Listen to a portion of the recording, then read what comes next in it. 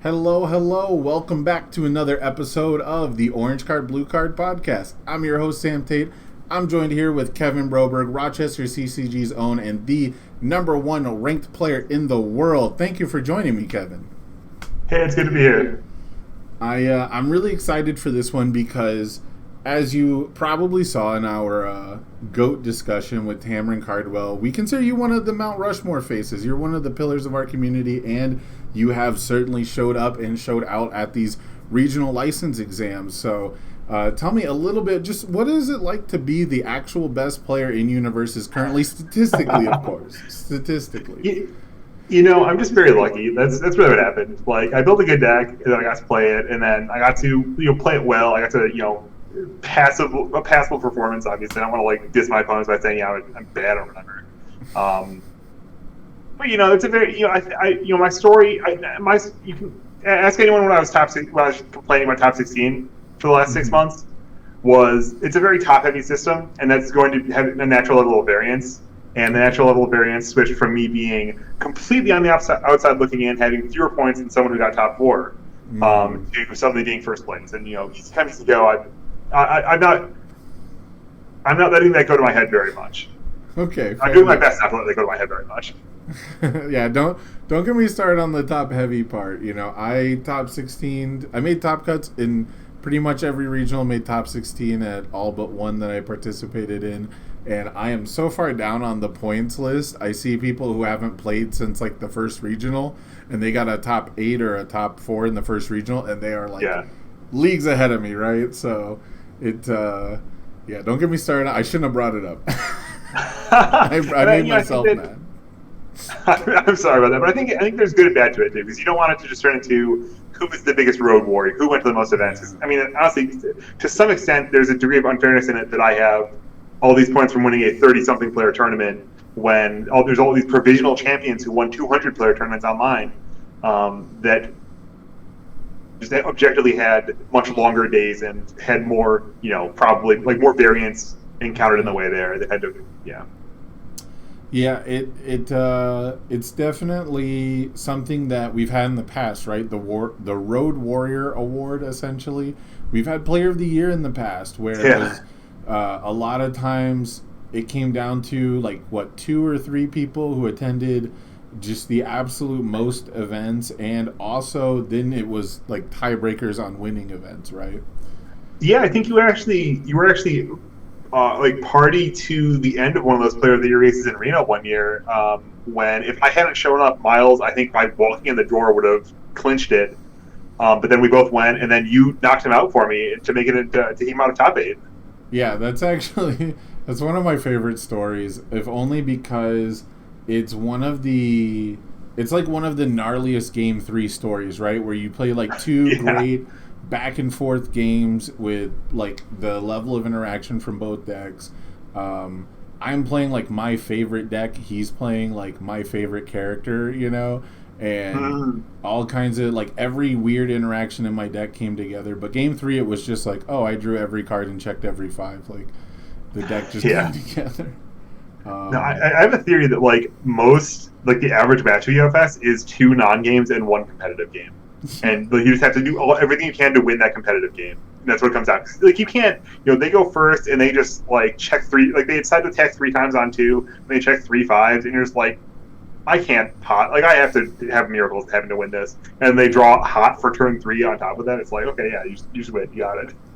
Yeah, and I think there's so much to be said about when to take a risk and when not to. Because for a long time, my automatic default go-to is my opponent attacks me turn 2 and I have a breaker 2 block in hand, I'm sending it, right? And that's been probably more true in my hero than before.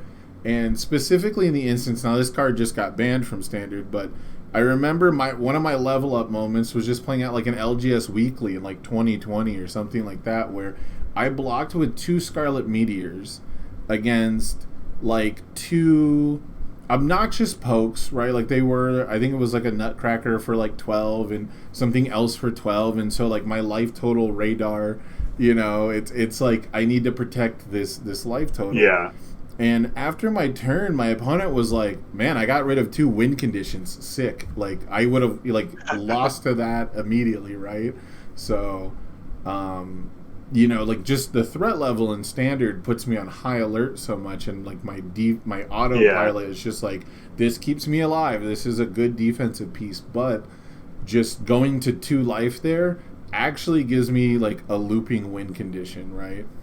Yeah, it's so hard to judge those, like how to maximize your equity in the game of those kind of close calls. Especially, for the longest time I was just like, I'm going to use every reading step. I'm going to, you know, I think there's a lot to be said for like just having like picking your attitude kind of at random of what you want to do. Of like, I'm what you have to kill me to make me block this attack versus you are not going to deal damage to me once this game. Yeah. And how you want to achieve it, because playing against that is wildly different too. Yeah, When you think your opponent's in one of those moods or the other. Yeah, I think you hit the nail on the head with I'd never seen any attack as something that you'd have to kill me to get me to block with. I'm so ready to just send it away. But when it comes to my hero, that's changed a bit for me. A lot of things have changed really as far as like my goals when it comes to deck building. But, I almost hate to see a card like Texas Smash in my opening hand. Going second at least. Like I almost hate to see indiscriminate shock in my first opening hand, like unless I'm playing Denki Kaminari, because I know realistically I'm gonna probably have to end up blocking with this card because it's not quite at that right, the band, again, it's a banned card now. Like that meteor power level is such an extreme example. But at the same time, like playing in that first provisional as All Might, Texas Smash is my best attack. Texas Smash is like my glue that held that attack lineup together. So it can be kind of cursed where like you want to have that heat, you want to have that backswing really early, but against decks where you know that the pressure is going to be on, it can be kind of a liability because blocking is at its most powerful. Would you say, is that true? So you said blocking is its most powerful in My Hero, or like as far as like just the actual act of blocking an attack compared to things like cancels or attack wipes or things. Yeah, it's definitely the biggest proportion of defense these days by a huge margin. Like the damage reduction is like even just like the onboard damage manipulation both ways. -2 damage versus +2 damage is incredibly lower powered than it used to be, and the speed hate is phenomenal too. Mm-hmm. I've had many experiences where I played a 7-speed attack or a 10-speed attack and expected it to severely impact my opponent's board, and then they just put a +1 down and check a 5 and had committed their specialist of sound, and it's like, you're not open at all. Yeah. The ones I run into with that is typically the struggling with studies decks where that card's insane. The math comes you're in that mid-turn math and you're like, oh, you have 1 card in hand and you only have 2 foundations ready and 1 card in the card pool, you look pretty free, and then all of a sudden with just a flip and a rescue completed activation, this attack is super blockable and they're probably blocking the next one. I think that when it comes to the blocking discussion specifically, I wanted to bring that up because there's a lot of gripes about defensive options. But now that every card has a block, right, your option kind of always defaults to blocking. And I wanted to get your perspective on Momo Yaoyorozu going into set 3. Because as I see it, Momo just gets more tools. She actually gets some really nice assets. I do think she is one of the best users of training weights, right? She naturally has commit costs, and we talk about how she gets so much out of committing a foundation defensively, and I've seen every Momo player begin to use that rescue completed offensively as well to get the maximum speed bonuses. Now we can modulate that with some damage. It's free, just push the button. Yeah. And so I wanted to ask you, is offense getting good enough to maybe even out that playing field, or does Momo remain the best defensive character strictly because her ability to block is better than other characters? Yeah, I think it's going to be very interesting. I certainly don't think that Momo. I think it's hard to say if the balance necessarily favors her because the metagame's going to shift with all these new cards, and we don't know how it's going to shake out. But definitely, like all of her strengths are still there. Um, I think, like I can imagine, we saw her get beaten pretty convincingly in the finals of this last online regional with this Gamer Toga deck. That I think to all rights, it was clearly ahead, like wire to wire in the two games that were played on screen, and that double ready. Yeah, but I guess go. Yeah, but I guess that's besides her.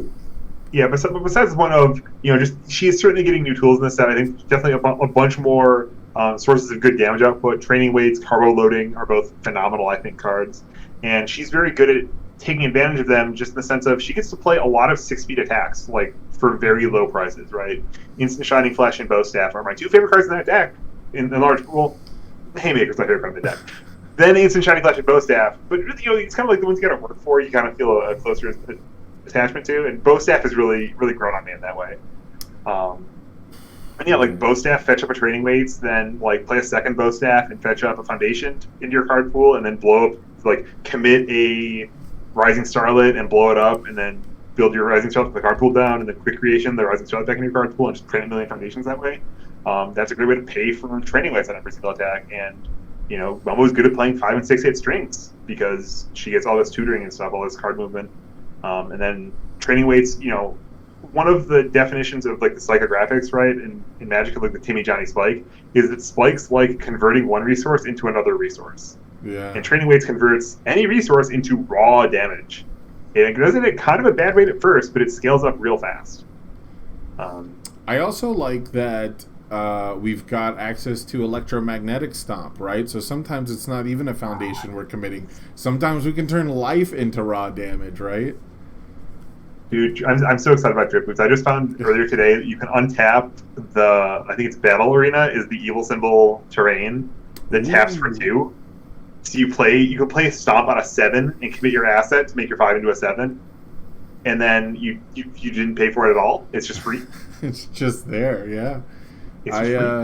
The one that I was really interested in, and this is where my brain goes. This is like, I've actually been meaning to do a talk about this. Like, I haven't decided if I want to live stream it or do a video, but then sort of what we were talking about before we went live, where it's like, am I like that imposter? Like, am I even qualified? Is this even correct? Yeah. But the topic was going to be like the two major types of competitive deck builders. And one is one that gets focused on having the best cards, the most value, like the best like overall deck, if that makes sense. And again, it's usually referred to as good stuff or just, it's really fluid depending on which game you're talking about. But the other one is I think present in all games, where you're just trying to find one really busted interaction. And so I go to like, what's the busted interaction that the developers didn't intend for or people don't want to deal with? And to me, it's the super rare collectible asset with drip kicks. Because you build it in committed, and then you just pay 2 life, and now we get to open a booster pack of our own deck. And it's like the character that fast ramps and tutors weapons from discard and like builds out of their discard pile is now also building picking cards out of my deck. Like, that kind of stuff sounds really cool to me, but it is a 3 check, so I don't know if Momo's actually going to prioritize it that much when like your discard pile is going to get so big anyway, right?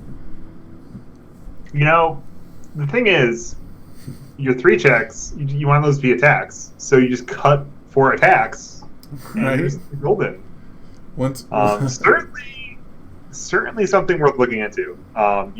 When the more deck building rules you can break, the further afield you are from what might have been tested, and so the more likely you might be to find something. Once you go off the beaten path, you might find some troubles, right? You know where that card is really good though? Limited. That's a draft bomb. The super rare collectible, that's a draft bomb, because the game's going to be slow enough, you'll get to untap with it. You get to go search the one attack that's worthwhile out of your lousy deck, I mean, I think cards like that are I think that card is easy to underrate. I think that card is, on just bare rate, no synergies, no combos. I think it's a very, because it says, it is an attack you put in your stage. and that means you get to have one bigger hand size that's almost always going to be an attack. And this game is so much based on critical mass and finding the point of pressure you can actually get through with, and that is so powerful to do that. And on top of that, you can also, as a combo deck, right? Not just playing good stuff, but saying I want to find, say Tokoyami finding Dark Shadow. It's a huge search space for them. Mm-hmm. Yeah, I was just about to say, like, in my head, the few times I've tried to put it into a deck, especially when it's not Momo, I find myself looking at the deck list, not playing with it yet, but thinking like, man, I feel like I'm going to search for like an action half the time. But a lot of that's because I've been really attracted to cards like Evil versus Good, and I've been really attracted to cards like Nullify. So, like, to me, if I can just go pick up an Evil versus Good in my Danky 1 deck, all of a sudden, I don't lose to Fate Shield. And we're protecting the queen. I see. Yeah, exactly. Like, little stuff like that where I can just show my opponent, hey, look, I have it. Like, I got it. I have it, And if I'm not mistaken, I'm going to have to check now because I hate to be wrong on stream, but Evil versus Good might even stay in the card pool. And so Danky gets like a bonus momentum. So you're like, now I don't even want a Fate Shield, right? Like, oh man, you can jolt, and then if they're not on Fate Shield symbols, you can jolt, and then say it deals 1, and then it's enhanced. It says lose 2 to give your next tech -2 difficulty +2 damage. And you get to send that Blitz for free, and when it hits, you respond to Ward the Victor, so you get like a 2 difficulty Blitz Rush. We call that magical Christmas land. I love Award the Victor. Award the Victor is so underrated and simultaneously not at all underrated. It's weird. I can tell you exactly what Award the Victor's problem is that it actually belongs in that generic good stuff deck builders deck, but the people who are really attracted to it are the gremlin brain, busted interaction people who are trying to unflip it with Hardened Barrage. I love that combo! Yes! Or like, they're like, you put it in Mina, right? Mm-hmm. And she says, look, I'm going to play an attack. What a coincidence. I checked 1.3 billion volts. That's so crazy. Yeah. But, like, that combination is for the good stuff players. It's not actually a broken, like, kill you combo. It's just like, I'm generating incidental value with the synergy between my cards that have to be good enough to wait on their. Yep.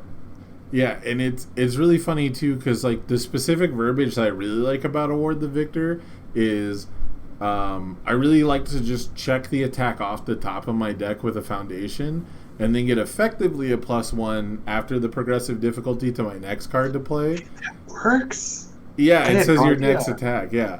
And so not only do you get bonus momentum with Danky, but you get to sequence really favorably with Mina because you still get +2 to your next check because Mina doesn't waste your check. So you can play the foundation, replay the attack for free. You have 2 progressive. It's canceled out by Award the Victor. And you don't ever actually, like, have to... Like, you sequence around Breaker perfectly if you have a 1 diff. Ooh, nice. Yeah, see, I thought of that as just, you just check a 5. I didn't think about that. Yeah. Which, I think I've got very, very bad habits of mind lately. Like, I don't, like, read the rule book. I don't like think. I read my cards well enough, but I just have like other people just tell me what's important. I figure out what seems good, and then the details become. Yeah, well, you have to check the rulebook pretty often anyway, or like most people, it's like the last week before you're like, okay, it's definitely finalized now, right? Like what's going to change between now and the event? We did just have, I think, like a handful of changes to the rulebook and the tournament floor rules. One that I had rumored, maybe you can confirm this for me. I saw a meme about it, so obviously not the best information. This isn't journalism. But it said that they reversed the webcam disconnect rule because they changed it to a warning, and then I saw that got reversed. Have you heard about that at all? Yeah, I think I saw that, and I think I didn't find the primary source on it to see if that's actually what's happening, but what a mess that was. Yeah, casting it was really weird because when you're casting it, you have to relay the information to people, and there was like actually so much happening, and it didn't help that shortly afterwards, like the opponent scooped too. So like the opponent just like had to do something with his day. Yeah, so a friend came over or whatever. there was like a brief moment where I was still like, fact finding, trying to get the info for the people, and then he scooped, and I was like, what did I miss? Wait, what happened? Like, we're all talking in the we're trying to not talk to each other. We're trying to talk to the audience, but at the same time, like, I have to be clued in with people typing to me. So like, so much was happening, and I was like, please don't tell me he scooped because his opponent didn't get a game loss, like, out of protest, right? Like, if you're just like, if you're not going to apply the rules, screw it, I'm done. Like, that's what I was afraid of. Yeah, man. It's for the competitive integrity of the game. That's why that's kind of the goal there, and I think that is a laudable goal to pursue.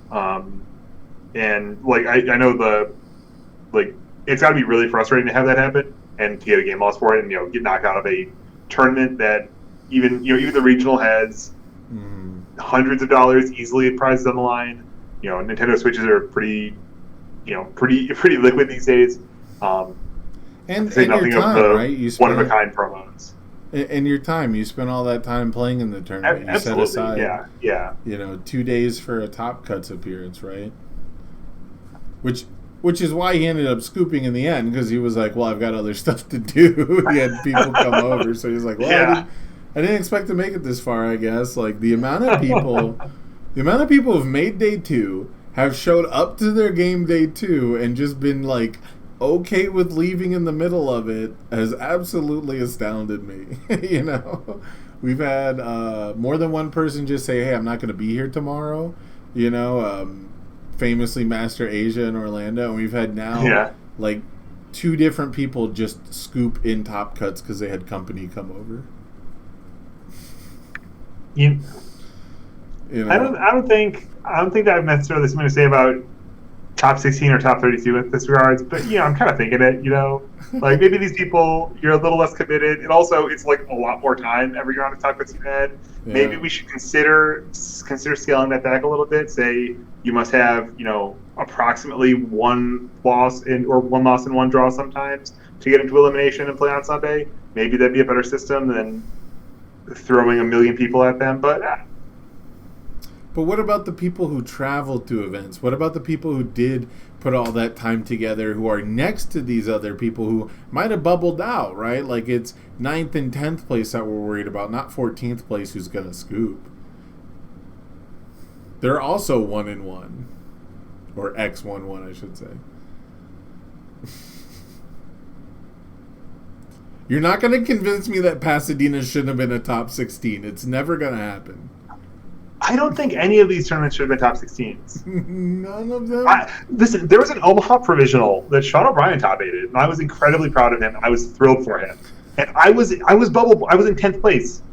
And I wasn't, it turned out, I took a relatively early draw, and then a loss, 2 rounds later. And it was like, I'm playing to have a shot, but I don't think I have a good shot. And I was in 10th place. It's like, that's cool. But Sean got in, and that's really awesome. And I was completely happy being the guy on the outside looking in, because my record wasn't good enough, and that's just how it goes in tournaments. It's funny because the records didn't bother me too much, except for when diversity was around. Because at my first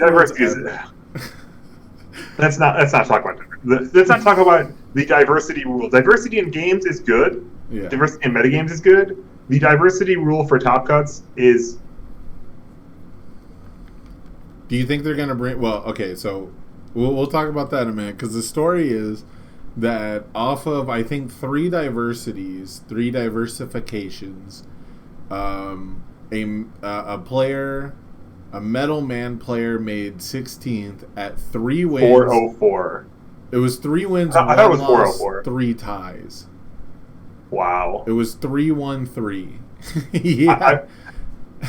I'm pretty sure there was an undefeated player who actually had 0 losses and 4 draws who made it into top 16. I want to say that was 2020. I think there's a Zasalamel that was 404 after 2 diversities. Because there was a Dark One that got diversified, and there was, I believe, a Cassandra that got diversified, and I think one other character that could have been diversified, and then probably like a Scorpion or something. And then I think there's a Solomel that got like 16th or they ended up getting like 8th. They went through like top 8, but I think their seeding was like 16th at 404. Wow. So that's like what? 16 points? Yeah. 16 points undefeated. Yes. 16 points in 8 rounds. 16 out of 24. Yep. They got exactly half the points available. So I don't want to get into it. I'm not gonna. I'm feeling baited into launching the spiel, and I don't want to launch the spiel. Okay, well, just you don't have to talk about the rule itself. But do you think that Jasco is going to implement diversity for Standard Sunset in Dallas at the Pro Hero National? I hope not. With all my heart, I think it would be an awful decision, and I think it would not serve any purpose because there is no metagame to target. I don't think anyone knows what's going to happen, and I don't think it encourages anyone to have any more virtuous decisions. I don't think it encourages a more even playing field in any sense. I think all it does is make it more likely that there are non-games. I think they're more likely that there are people who show up on different symbols with the same character by sheer coincidence, and one of them gets virtually eliminated and starts scooping all their matches in round 5. Yeah. That's all that's going to happen. And like, Standard with extra sets in it, the likelihood that those decks would even be similar, because that's what really chapped my ass really about it, is that whenever there was a diversity of a deck, almost never were they that similar, right? Yeah, no. I mean, one of the first events Jasco ever held, to my understanding, had a top 4 after a Swiss that was Morathi 1-dot on 3 different symbols. So he was 1, 2, and 4. Nice. And only one of them got to play. Wow. That It's ridiculous. It's actually ridiculous. Yeah. It is worthy of ridicule. But if we're trying to be accurate, if we're trying to, bring that authentic Standard experience. Listen, if I can't mulligan my hand to enable TextSphere, then it's not authentic and Standard. And let me tell you all the reasons I can't do that. The first one is that there's TextSphere! It's so weird how much I miss the old mulligan. But I hated, of course, I hated the interaction with Ken too. And I didn't think that the interaction with TextSphere was super healthy. But, man, do I miss TextSphere? What a card, dude. I had this really wonderful Takeda deck that I masterminded that I think Zach Paisley got, top 8, lost to the winner in the last Standard thing that we did. Yep. It was super reversals Takeda. He bopped me out of tops. Yeah, it was nuts, dude. Wait, did he beat me at that one? I know I played against it. I think he actually bopped me in rounds. Okay, yeah. It was. I don't think I topped that event. It was the kitchen sink. It had everything, and people talk about the reversal keyword. If we're not talking about the reversal keyword, the thing that lost him that tournament was he made a reversal multiple 4 and sent 30 damage in the card pool, and he got killed by a 16 damage reversal. Yep. Instead, he got oopsie daisied on his own turn. It was the kitchen sink deck, and it had a bunch of really funny stuff, but it also just had a core of really strong cards. I remember I played it into a Dejanette deck that was just tacked with hate, and it's turned into a slugfest. We just punch each other, and all the stuff got broken up, but it still kind of worked. And it came down to attacking and blocking, which is all you can really ask for in UFS. And that's, I don't know, it was really fun. It's 100 cards. It's great. We had to get rid of it because of Prominence Burn. It would have been way too good.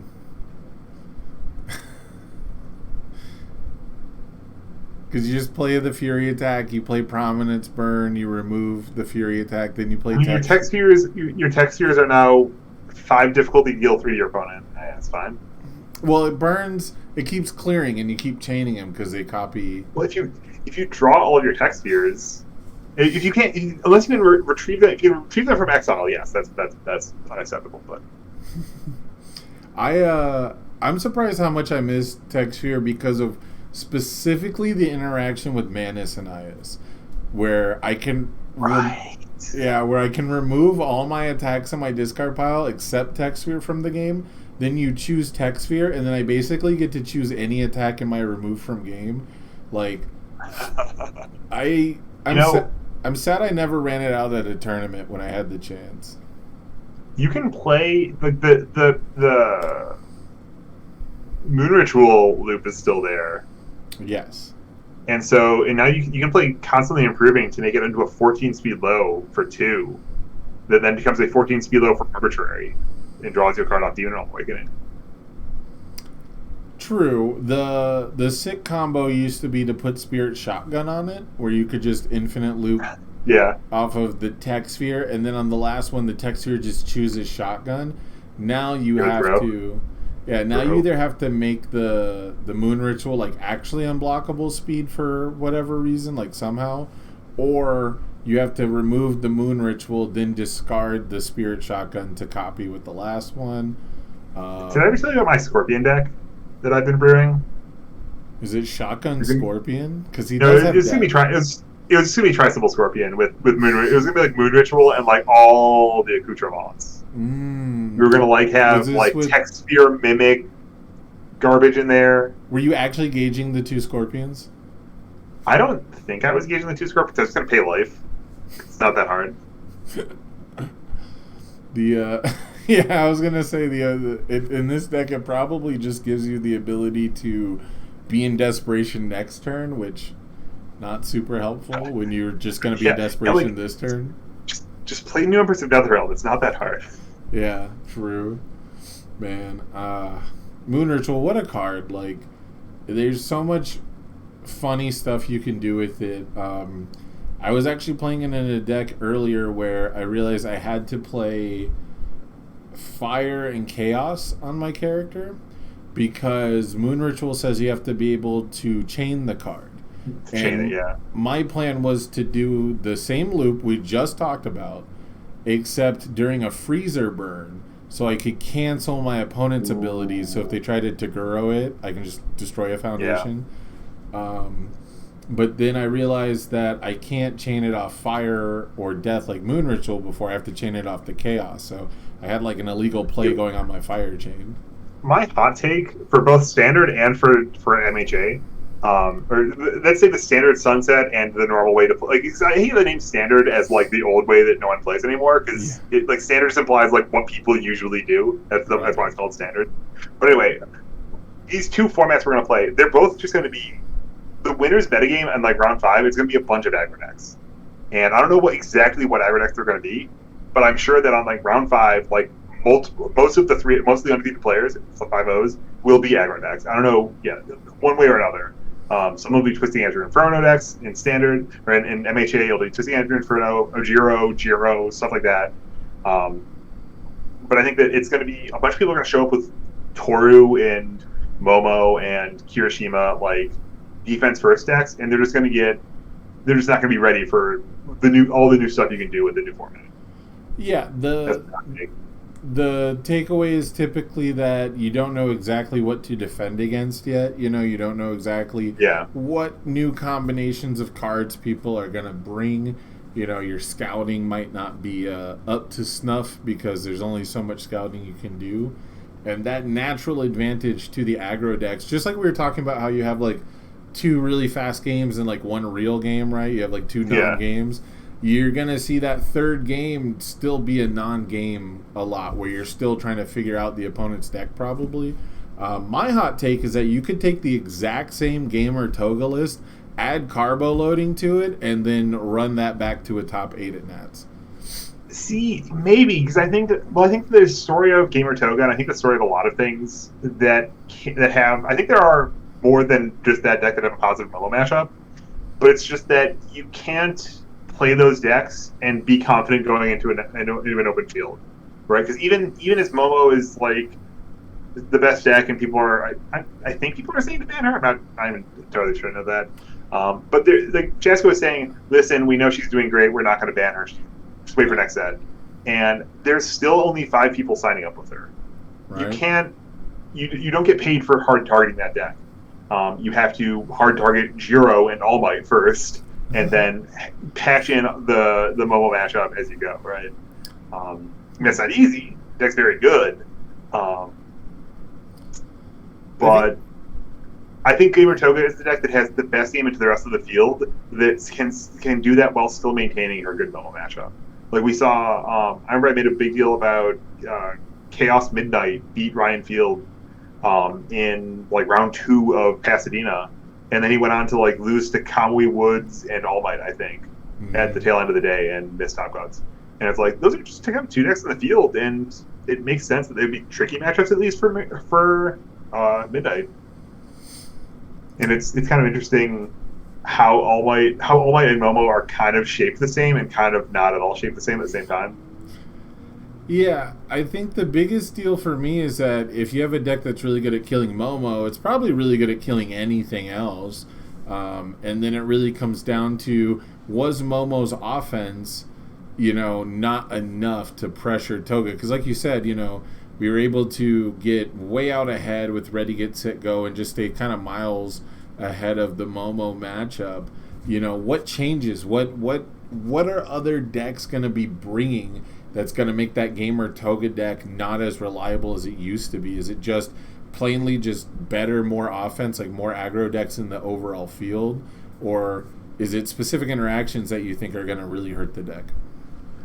Yeah, I think it's just like, you're not probably better than flipping with Jiro, for instance, or with Ojiro, right? I think that's kind of, I don't have a hard target on this, and with that set 2 format, I didn't get to play that deck either side of the field against it really very much at all.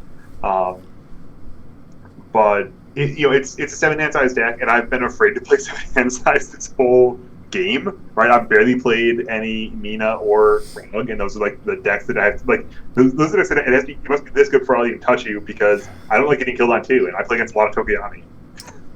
Yeah, fair. That's that's very fair. If I felt like 30 was so much harder for Tokoyami to do than 20, I'd probably feel the same way. But boy, he sure does just run a train on people. I mean, like, when you have 30 life, and he plays a Crone Frog takedown and like pushes 3 buttons, and it's a 4-high for 8, you can be like, all right, I respect that. I'll take it. Mm-hmm. When you go to, with that half your life on him, you can't just do that. You can't do that. You can't be at 5 on turn, like you live through turn 2, but you're at 5, right? And he's he's still got a full hand. He's got a bringer. He's just like a face up Ice Storm in his hand. He's like, try something, right? Yeah. You can't do anything. And when you have 15 or 20 life, it's much less hard. Yeah, Tokoyami getting that life lead on you is so depressing too, because that -1 damage becomes relevant so fast. That plays really good. Yeah, if you're not actually piecing together like multiple, floating around my babies, if you're not actually like doing your best Tokoyami impression back at him, he's got just that slight little edge. I've lost to some very weird partial block lines that I really wasn't expecting, because it's that -1 just brought it back down. And then, like, he can just have, like, Evil Gaze plus Ice Storm, and that's an incredibly hard thing to just walk through, right? You have to have something going on to be able to deal with that. Yeah, Sugar Rush didn't go anywhere. Sugar Rush is still nuts. It gets only better because now we get +2 more damage if we play it during Azure Inferno. Yeah. I mean, Azure Inferno is certainly a very real card. I think it's going to be interesting. My main thought on reading it says 7, and so you just have to like DR his attack to be less than 7. But I don't think that actually works. I don't think that's possible. Yeah, so maybe you have like You're So Obvious, and you want to pop You're So Obvious on his lead attack for some insane reason, or you are willing to do that. Yeah, Dave Wagner brought it up. Tim Keefe, Dave Wagner, and I were talking in the Discord for a minute where the new Eraserhead Foundation that I believe reduces a ranged attacks damage by 3. It's a 1/5 E flip. You're talking like that could be really good, but in my head, it's like, okay, Dobby decks get to just kind of do it first. Decks that are going to float the stats over will just do the enhance first. And then it is awkward with Dobby because you have to forgo the first enhance if you want to immediately press the button to play it. That's true. That's worth it. That's probably worth it. It's a tool in the belt, right? Yeah. Yeah. If you're specifically having to sequence around someone sighting in a starter deck card around you, you're probably cool with it, right? On top of that, maybe you just first E on the one before it and they have to pop it. I don't know. Yeah. But so the sequencing is a little bit weird for it, and then in my head, the Tokoyami player is not going to look at that foundation on my board and walk into it without playing the Sugar Rush afterwards, right? Like, I have to have another plan because they have hand traps that interact with my chess piece, right? They have a poker card that beats my chess piece. And so, I love that. Yeah, like that's how I've seen the game, at least for card games for a long time. Like, I want to play the chess game, which means I have to get all these really good pieces out, and it's really frustrating to lose to just a really good poker hand where you're sweating going, God, what do they have? What do they have? Because all my pieces are on the board. You can see all my good defensive pieces if I just have plain blocks. So, like, it's just one of those scenarios where, like, it's absolutely worthwhile to do it. Like, they got me to come around on it because it forces them to have it. And so I know if they're going to walk this, it's going to come in a Tokoyami deck at like 5/5, right? And, I know he's got so much plus damage in stage. Like, I'll know contextually what I have to deal with and what to watch out for. And probably at that point, you just let it go and try to block, try to reset the speed.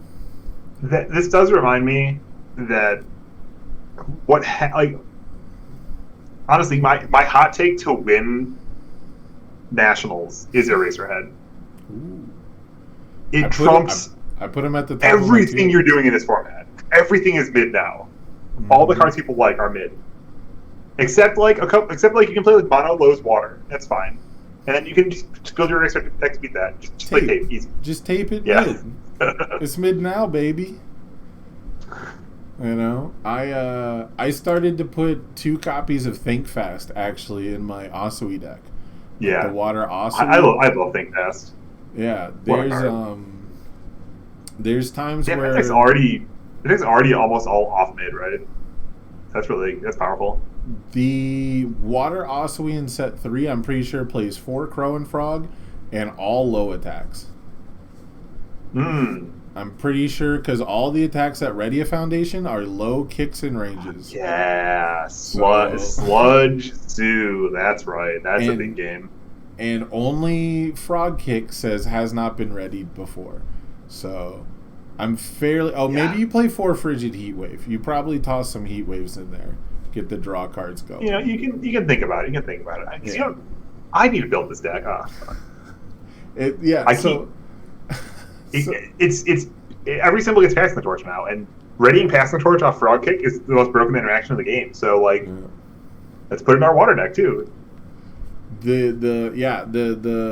My testing into the Eraserhead, because if you saw my tier list, I had Recovery Girl as the gatekeeper. People are posting memes. I said she's broken. If I did that, I apologize. I'll clip it. Show me where I said that, because I said she was like a coin flip to either be S tier or F tier. Like, if she's not meta relevant, she's ass, right? Like, she's not actually able to gatekeep decks out. She's totally ass. And then I had Asui just because the mana production is just so similar. The readying foundations that have already been readied is incredibly frustrating. And then I put Eraserhead because he specifically just cancels what the other 2 characters do. Like, he effectively stops their game plan and has... relatively like good counterplay. And I found in my testing personally, what was really frustrating for Eraserheads was dealing with Think Fast, because I'm sending only off zone attacks. Their block mods are pretty bad, right? And to continue to erase and -2 speed and stuff like that, just making sure that like they never ever got a full block in. They never got to tape was just really good late game. And then I get to turn my character into +1/+1 if they ever let me ready my character right, like it's a mistake at that point, and then you have so much foundation readying, like that's where I went. That was my sideboard plan for that matchup. Yeah, I mean, I think definitely the struggle with Eraserhead 1 dot, like Eraser 2 dot, totally different animal, probably sucks. But Eraserhead 1 dot, he's kind of in the Momo bucket. He's kind of exactly in the Momo bucket of he's insane. He crushes some matchups. He's really good on paper, right? Like Momo and Medina team has been a jump for him. No, it shouldn't be that much, but like he builds you, and I'll just build it back. But Eraser into like Ochako 2 is just hopeless. So you need a sideboard. Like there's so many decks that say, I rely on my character so much, I need a sideboard plan for a character who can beat Eraserhead. Right. I know, like I played against Ryan Field head net deck, Dan Nelson's Froppy deck. They were just playing Wire Airing as a very creative way to kind of get some more consistency on attack. Once he would hit you with Wire, and then something like Slide with Blood to draw the second Wire Arrow he'd put on top of his deck, and just have a ball that way. And it turned out putting mid attacks in your Froppy deck is a very bad way to have any game into Eraser at all, especially when you actually have progressive difficulty if he wants to make you have it. And so he just had very few options, and I had all the options in the universe. But it was a question of actually killing him. And I think one of us got decked in one of those games we played. Or we played like a 45-minute game 2 that was going to go down to decking before one of us died. Right. And so the question is, what is your proactive game plan? What does that look like? How do you accomplish that? And I don't think there's been a satisfactory answer yet. He has won a regional. He has top 8 another one. But I know I played against Dan, and like he just went to deadlock, and it eventually didn't matter against Momo. I eventually managed to crack through that. And it didn't look like, until your opponent takes their shields down, he doesn't easily have any forcing lines. He just has to kind of poke and hope that things get through and hope that things go his way. And if they don't, their life total just doesn't go down very fast.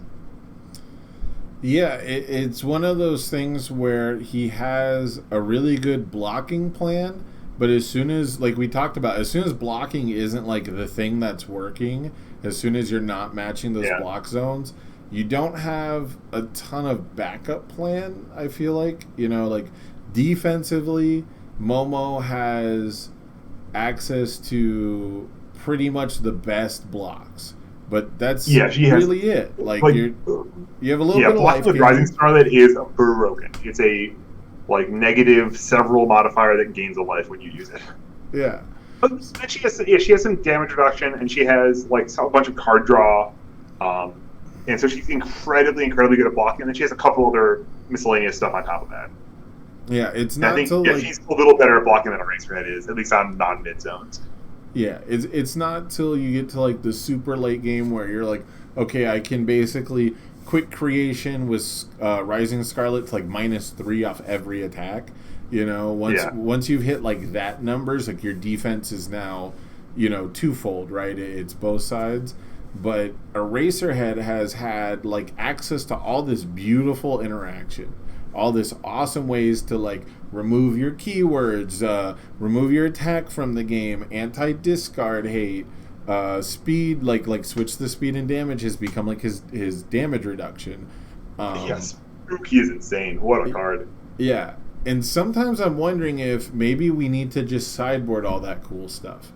Maybe we just start with a really good blocking plan, and we just prioritize speed hate from Heroic Lineage and Unexpected Hero, and we just put Confused in the sideboard because it's not going to matter in a ton of matchups. I hate to say it.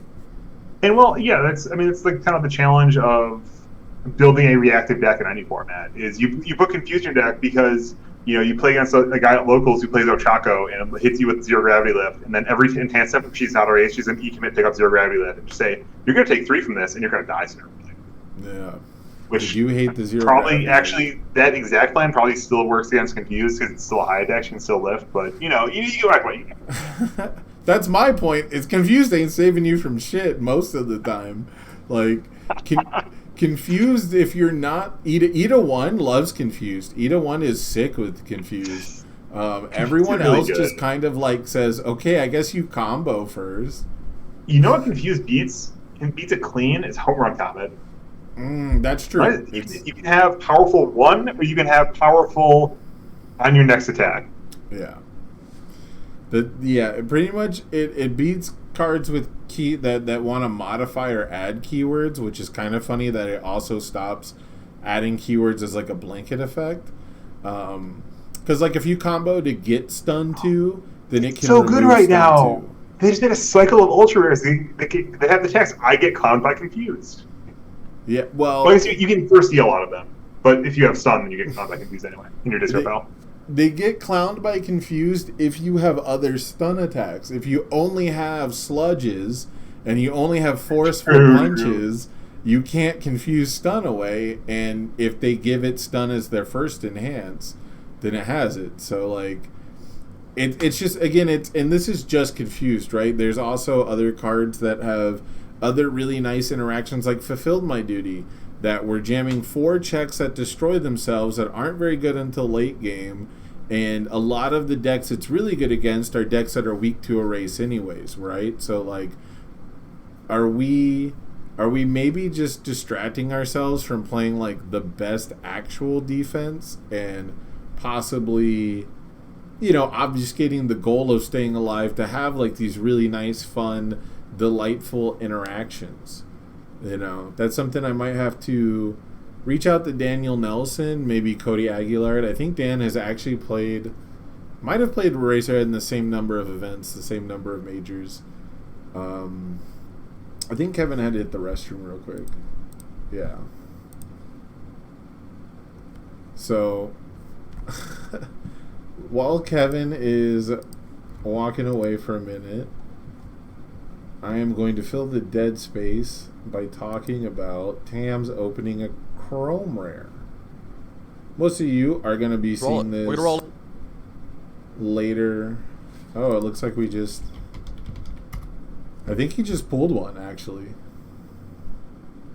No, wait, did he? They just did a giveaway that I just missed. I just missed a giveaway. I figured I'd check on Tam's stream since I'm pretty sure like the 3 people we got in chat are over there right now too. So, Okay, he gave away something else. That's good. Yeah, people are not like super pogging losing their mind, or maybe they did earlier. So I don't know, but he did just do a giveaway. I mean, you're not going to open a Chrome Rare, right? It's kind of like that. It's not a diagonalization argument, but it's like how if you pick any arbitrary number between 0 and 1, the probability of someone guessing that exact number is literally 0. It's exactly 0. Really? Huh. Yeah, because there is an infinite grid of them, and you just have 1. And 1 over infinity is undefined, but it's 0. Okay. Yeah, it looks like, really quick, it looks like he's just giving away XRs.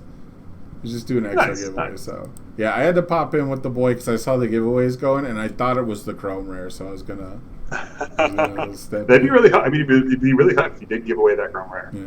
It seemed serendipitous, too, right? You had to step away for a moment, so I was like, if I could steal some content for a second, right? Yeah, if you may have seen me being antsy over here, and that was, you called it correctly. I had to go back. But I think back to, if you want to talk a little bit more on confused, I do think there's sort of you can think of it sort of, you can have the defense, actually think of it like blocking versus damage reduction, right? Right. I think confused is another step kind of down that same continuum where you have resistance. It says I take 2 less damage from the attack, or I take 2 less damage. I gain 1 life. But then if you block an attack, you take like 8 less damage, or you take 10 less damage. You take a lot less damage, and they don't get momentum too. But if you have confused, now it goes from, well, you can have an attack that's dealing my life total, but if I confused you, now it won't work anymore. And you get less, these get less and less applicable as you go. It's kind of like a spectrum. On one side, it works on everything, but it doesn't do very much. And on the other side, it does a lot, but it only works sometimes.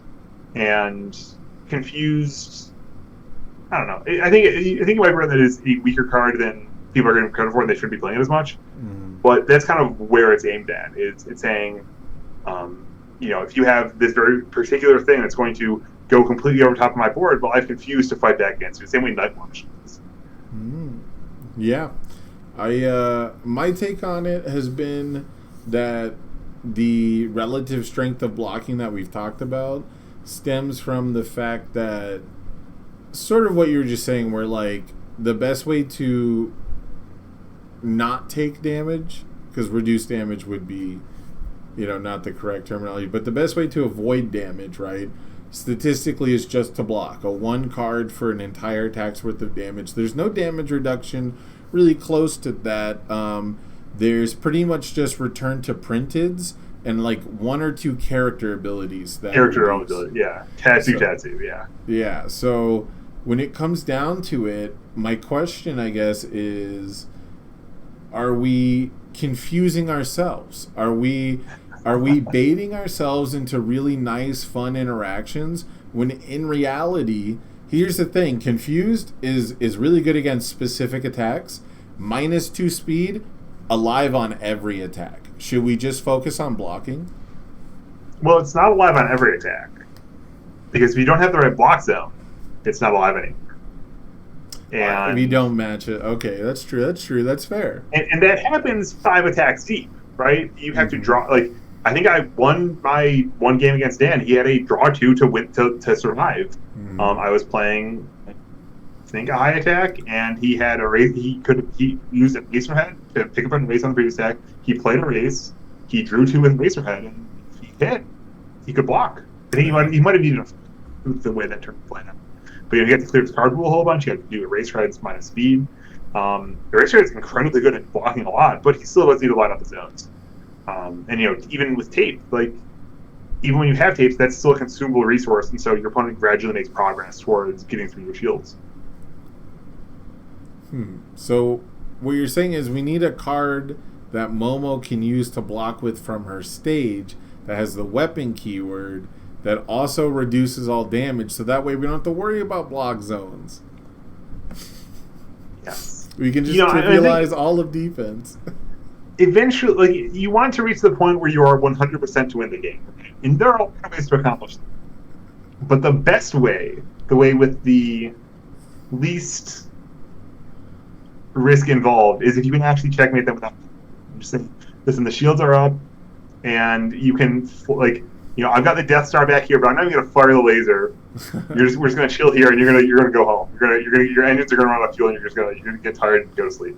Right. That's the best way to win, because then you don't actually have to win. You don't have to stress yourself out. I'm here for it. I like the plan. If you can, and it's honestly Jatsko's job to make sure that you can. You shouldn't have to stress yourself out. So then if blocking is super good, what are the best cards that are going to be preventing blocks going into set 3? What's the creme de la creme of the aggro deck? Because before it was probably stun 2 and or repeatable +1 damage effects. Is there anything that we should be looking out for that's better? So you're conflating 2 things in an interesting way, I think. So the best thing to prevent blocking is not necessarily the best thing for aggro. Okay. As you say, fair right? Enough, fair so, enough. Tokoyami's job is to put 50 damage on the table and to challenge you to defend yourself. And you might be able to do it. I know Tim has told me a shocking number of his games have been decided because his opponent checked a 3 on a block. And some of that's, his selection bias of only remembering the parts that are close and not remembering all the times that, they hit the 5s that previously in the turn, or whatever like that. Or the ones where they just scoop to the second attack while they're already tapped out. Yeah, they play their block on the Frigid Heat Wave, they check the 3, and then that taps them out, so now his Goldfish is then real easy with Dark Shadow and stuff. Right. So to me, that's what an aggro deck is. It's a presenter of challenges, and ideally it's a deck with some staying power, some stuff like Hellfire Javelin to scale up in that long game and to continue to ask more potent challenges as time elapses. But when you said, what's the best card to start blocking, the first thing that came to mind is a card I can't figure out. I haven't actually built a single deck with this card that I could even bring myself to reach the point where either list and I'm like, I don't know what to cut, and this doesn't have half the cards I want anyway. either I reach that point or I reach a point where I have 40 cards. I'm just like, this doesn't make sense anymore. I'm just going to play this anymore. Is Villainous Waylay. Oh, okay. And that card is really good at screwing with people who want to block a lot because it says, I'm going to disrupt this information asymmetry. I'm going to know what's going on in your hand, and you're not going to know what's going on in my hand. And if you are going to if you're going to fail my check, I can play this 3 ways, 3 zones. But if you fail that, I get to see your whole hand and know what's going on. And you don't get perfect information, really, because there's a million cards like, Kirishima. You can't Villainous Waylay and then know he's not going to have Highlight, for instance, because he can just draw 1 on his 2 draws, and he can use, there's a million card draw effects. There's Homage to My Hero, there's Pass the Torch, there's the new 2-diff for Sue.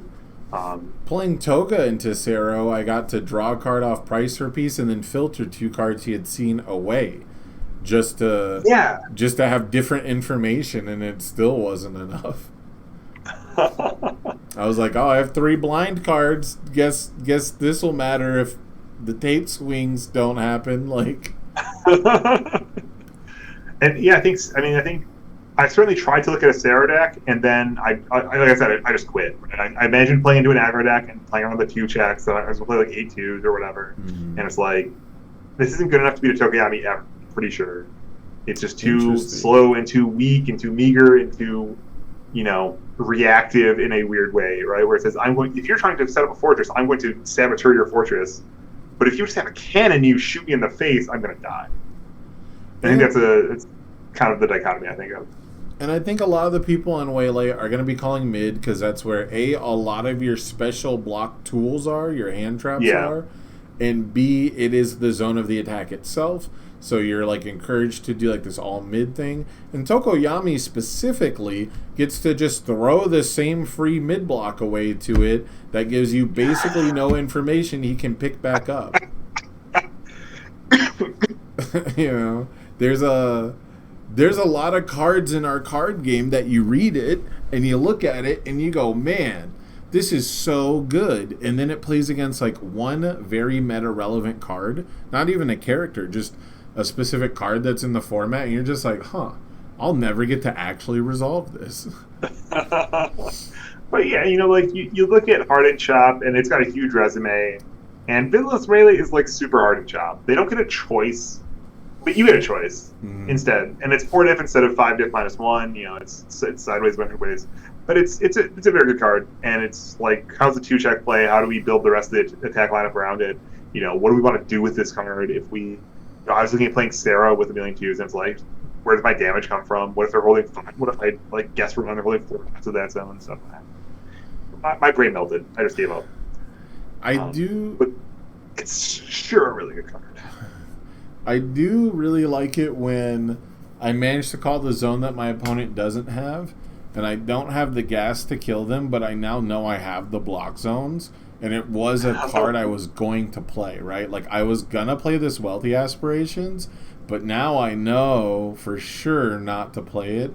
I'm a big fan of plays like that, but I think you're right. I don't think it, like, comes with a defensive punch, that's going to keep me alive. It's not going to pack enough of a punch in that respect to really pull its weight, because I do think defensive decks are still going to be better positioned overall, but I think it is going to be in that weird super card quality way, the same way we talked about Racerhead, and the same way that like Asui interacts with Rescue Completed. Yeah, and I think Jess Games is doing a really good job. I mentioned like Tim saying all his games in the 3 checks. It feels like an awful lot of games in this format come down to checks. Yeah. Which, you have control over when you can get to that point, and you have control over what else is going on around them, so it's not like it's just coming down to pure chance, but it's like, I decided to play around checking all 3s, and so I picked a weaker set of plays, and my opponent was able to survive. Or, I played around, I checked a 5 and a 3, and I needed a 5 and a 4 to win, like 2 4s to win. And all that kind of range of stuff. And, it just speaks to how close those games are. I do think, as someone who's been doing commentary for the game, it does seem like the best decks can check running 3s a lot of the time.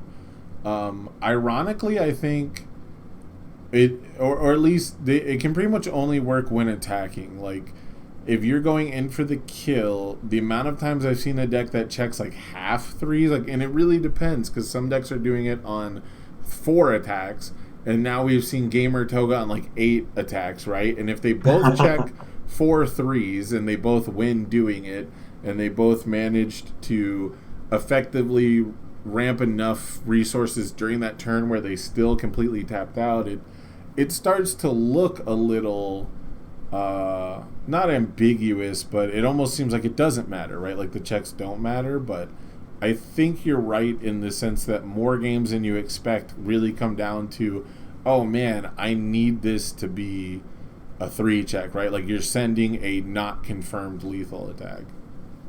Yeah, and I think, Gamer Toga, she can win games on turn 5 pretty well. Like that's really her comfortable spot, right? She can draw the hot hand on 2, but it has to be a really hot hand for like multiple alleyway ambushes are resolving, especially in this life deck, right? Mm-hmm. Where it's just trying to draw cards off Excited for Blood and Future Charge, and you only draw an attack off of just a blind draw like a third of the time or less. And yeah, so when you get to 10 Foundation stage, when you get the Brewing the Boys podcast said that Sunless Style is like should be banned, or that was a thought that was expressed that maybe we should ban this card. This card is in a prohibited category of things that ready themselves. I think that's bro. No, I don't. If you have any response to that, go ahead. Well, so I have my own Scorched Earth style. I don't like these effects ban list, but on that list, right, like the caveat for me has always been that I would keep like one of each effect. So like I would ban all cards that ready themselves, but the one I would keep is Someone with Style.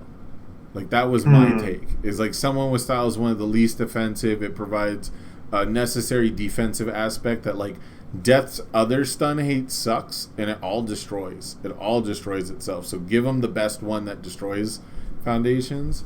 And then I think they've come back around. I think the most recent builds were like only on 2 Someone with Style instead of maxed out. But like it does stand to reason that if all the best decks are readying all their foundations, and here's one that does it on both turns, it's a fair cost though. That just means that those were coincidentally the most effective things to be doing from the set of designs that Jasko was willing to give to us, right? Like, they didn't print a foundation that said commit for +4 damage. They've done that plenty of times in the past, and it's not here. We have a simple gated 2 damage, like we have like start with the basics that is like very bad. That's been my favorite question to ask recently.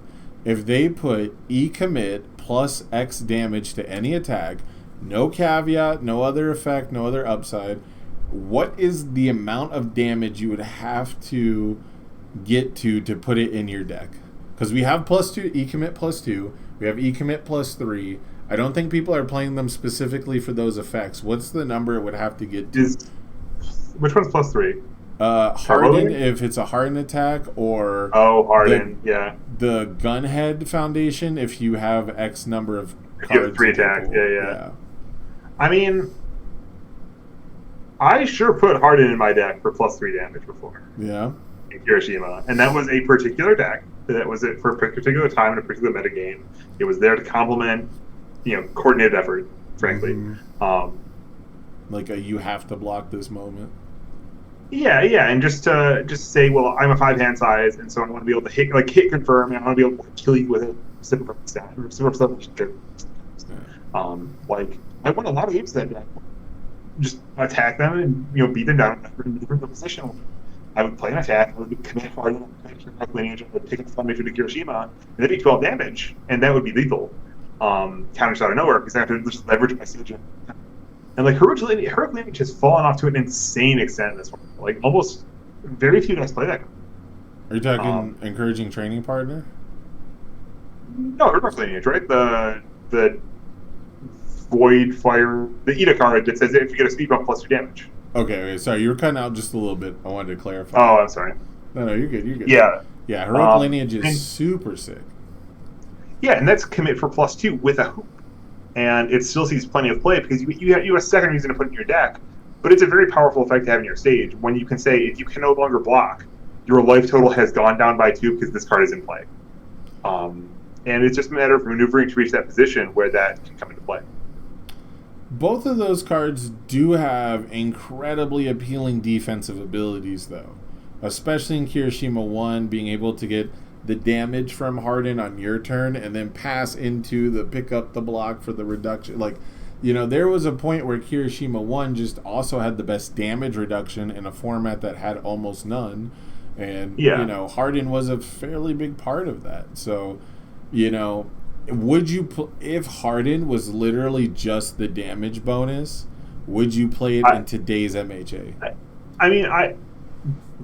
Well, I don't play Harden in today's MHA, so obviously not.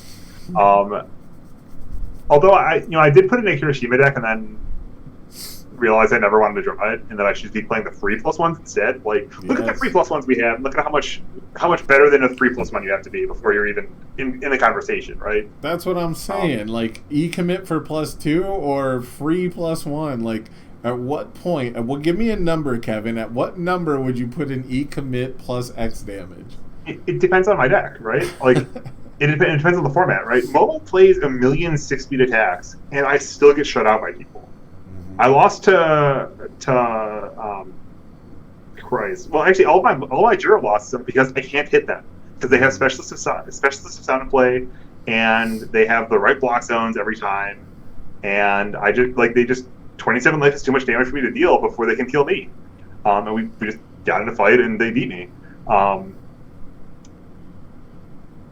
And if I can't land my attacks, then plus damage is worthless. If I can't land my attacks, if I can play throws, if I can play Hardened Frenzy again, if I can play Referral Burst, then that plus damage matters so much more all of a sudden. And I think carbo loading is an insane card.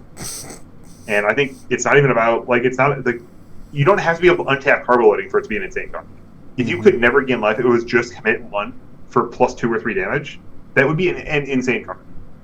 And it's a matter of being able to get it into your stage.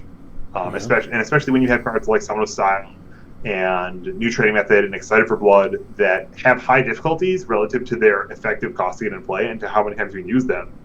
That card's insane, and that's before you can even gain life. And you can, Toga can gain life guaranteed. A bunch of characters can play. I think a card I'd never made much of, but I saw Garrett Breck playing his May deck on day 1 of the format in Las Vegas. Was Recovery Girl's Kiss. And I think Recovery Girl's Kiss with Haymaker and carbo loading is going to be a thing to do. I'm not sure of that, but I think it's a thing to do. I was playing against JJ in Pasadena, and I think it was game. It was his 100-card All Might. Yeah, the ridiculously big All Might, and I think it was game 1 that he won. It was definitely the game he won. Literally, this was 3 turns in a row. Back alley Haymaker, first impressions on the first 2 turns. The third turn he didn't have it, but first impressions for 3 damage. 2 small and limbers for +2/+2, so we're at like a 6/10. All Might for 3 speed, we're at like a 9/10. And then he would build a Recovery Girl's Kiss, gain the 1 health that I burned with Toga, then blow it up and ready the 2 small and limbers. And then I would have to decide, do I tap out to block this or do I take 10, go to 10, and then I would take 10 the first 2 times and he'd build out. And then on the 3rd time I finally said, okay, I've run out of Excited for Bloods to gain back, right? So that was a big part of the decision. And he had built double Taiyaki Fanatic and I was about to go into deadlock. So I'm sitting there, I'm like, okay, I have to just block this one and see what happens. And of course, it immediately turned into Taiyaki Fanatic, ripping my hand apart. So, very ironic to me that people will not call the discard enhance on Harden Chop and All Might, and yet All Mights are usually killing me by discarding my hand now. All Might is a great character, and there's so much play on both sides of the board. And to the extent that people aren't calling the enhance on Harden Chop, you should be grateful that they're giving you those percentage points for free. Yeah, I understand it. I think maybe one time there was a time where my opponent just didn't have the right zone for anything, and I might have missed lethal by one, maybe once. But I put that card in there to punish you for having low hand size, because people want to get there, and like if I'm not gonna press that button at any it's one of those things where I'm less likely to press it if you have more cards. If you have 5 cards, I'm less likely to say, okay, well, let me continue to get like an extra bonus on an extra attack. And it's very interesting to see people's thought processes when it comes to it, because the last time an All Might topped, or at least one of the All Mights, was, I believe, Andrew Alexa, who didn't play any copies of that card and said, we're making a deck specifically to beat Momo, and went all out for heroic strikes. Yeah, I guess he did. Yeah, I'm pretty sure it was a set of heroic strikes and a set of setup strikes and a set of Texas smashes and a set of haymakers. Yep. And it was stuff. Just, we're going to run all the 4 diffs out. They're all going to be basically the same thing as far as Momo's concerned. And hopefully we're going to tap out Rescue Completed. And can I say, that deck made me appreciate XR so much more. I had to deck check that deck, and it was just so beautiful. It was all... It was a max rarity deck, except that he had the All Might Capture Evildoers from the pack instead of the Gen Con one. They said they had the Gen Con ones, but they wanted it to be an All Might card. Yeah. It was gorgeous. And I remember holding the grip of all the setup strike and heroic strike and Texas, like the Gen Con Texas matches. The backgrounds blended together. It was beautiful. Ooh, okay, we get someone get in touch with Andrew Alexa. Get the deck tech. We got to get the deck on video, right? We got to get the what do they call it? The deck profile.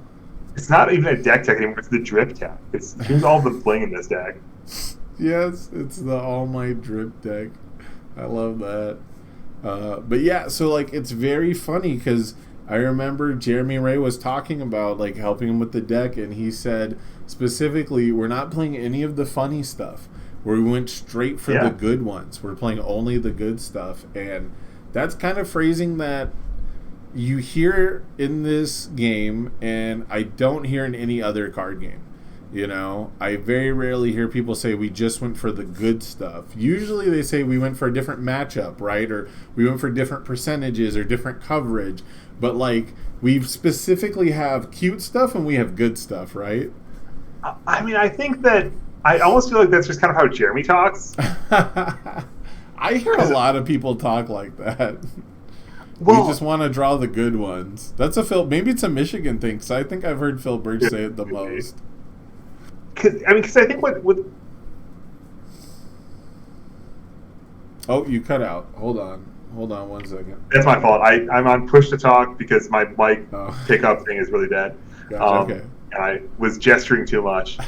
Yeah, and I mean, what the attitude there is kind of this level of justifiable contempt for the cute ones or the funny things or whatever, the stuff that isn't part of the core plan, the wedge you're driving into the field. Right. And I think that's an attitude you see a lot in a lot of places but it's when you question some piece of received wisdom, and other games have a lot more of that, and like I don't know, and also certainly in UFS there's a much broader range of interaction, we're talking about all the ways confused can play or not play in a game. There's a million things like that. There's a million dimensions you can fight over, decline to fight over, and fight over something else instead. And so that level of complexity means, what you call a cue card might be just the solution to someone else's local metagame, for instance. Or we now have, it's very specifically pointed, just like the Toga deck you were talking about, right? Where it specifically has this good Toga match, or this good Momo matchup. But what did it lose to in Top Cuts, right? Not a Momo, right? Like, it wasn't suited. I think it actually has lost to Momo. Oh, did it? Okay, well, I was assuming. I know it lost to Travis. It's like Bromley lost to Travis, and then Bromley lost to Field, with apparently incredibly bad RNG in at least one of these cases.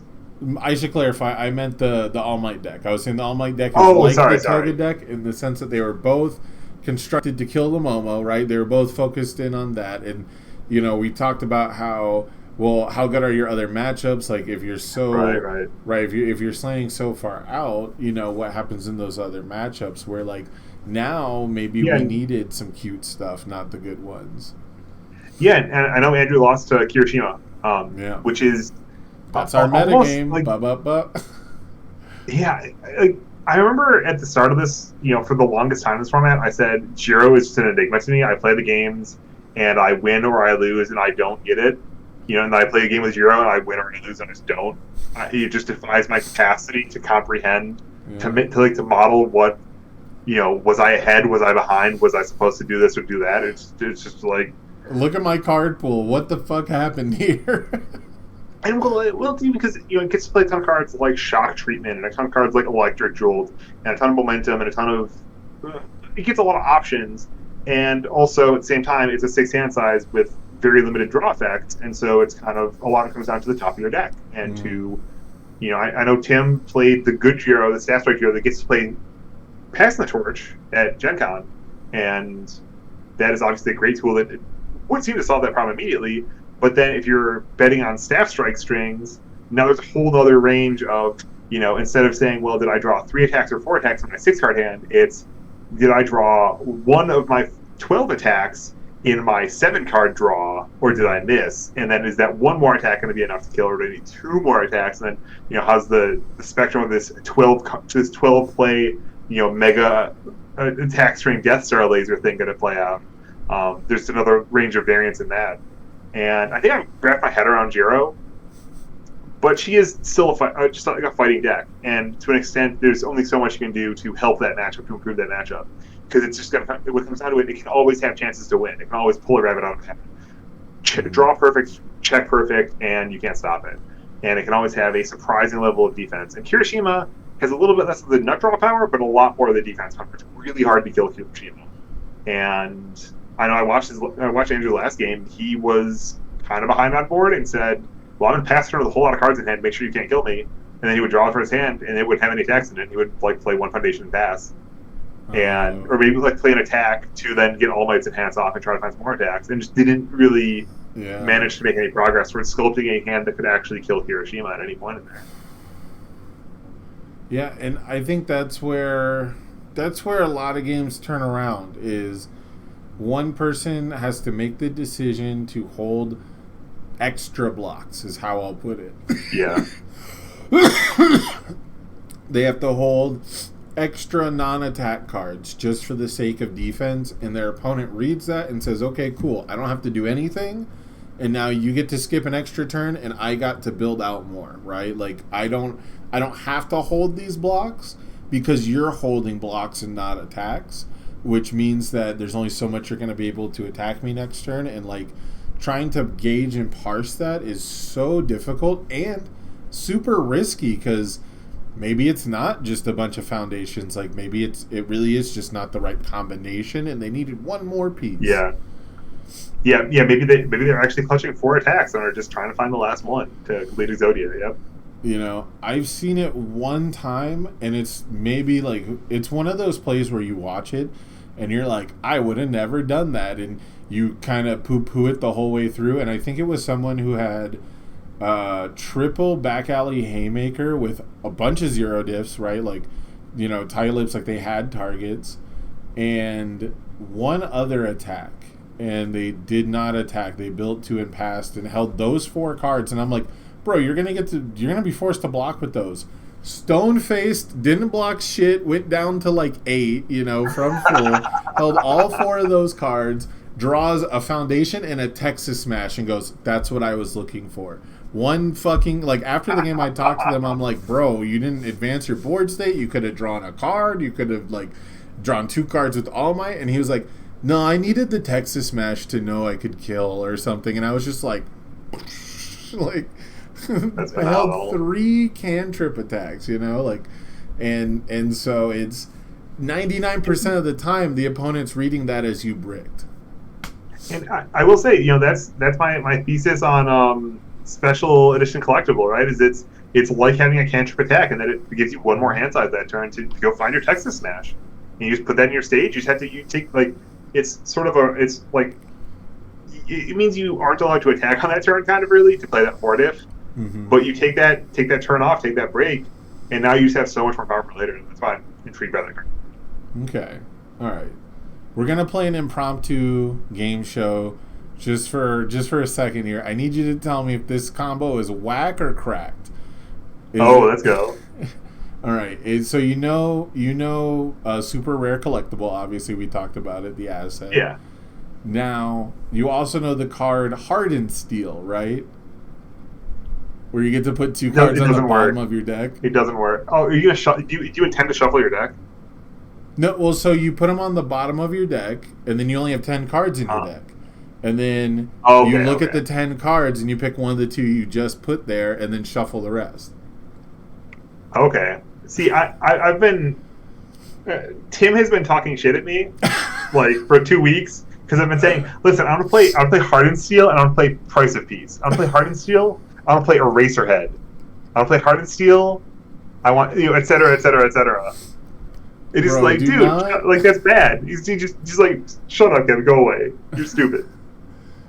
Do not get me started on Price for Peace, because that's, I think that the Death Toga deck actually has a chance to just replace Gamer Toga, because you still get to play Crow and Frog, you still get to play Alleyway Ambush, and now you get to play, like, Brute Strength and Twisting Azure Inferno, and you get Price for Peace. Ooh. So, like... that +1 progressive from Price for Peace can get, like, negated by the bonus to the check, and the bonus to the check is infinitely better with Alleyway Ambush. Not infinitely, but statistically much better.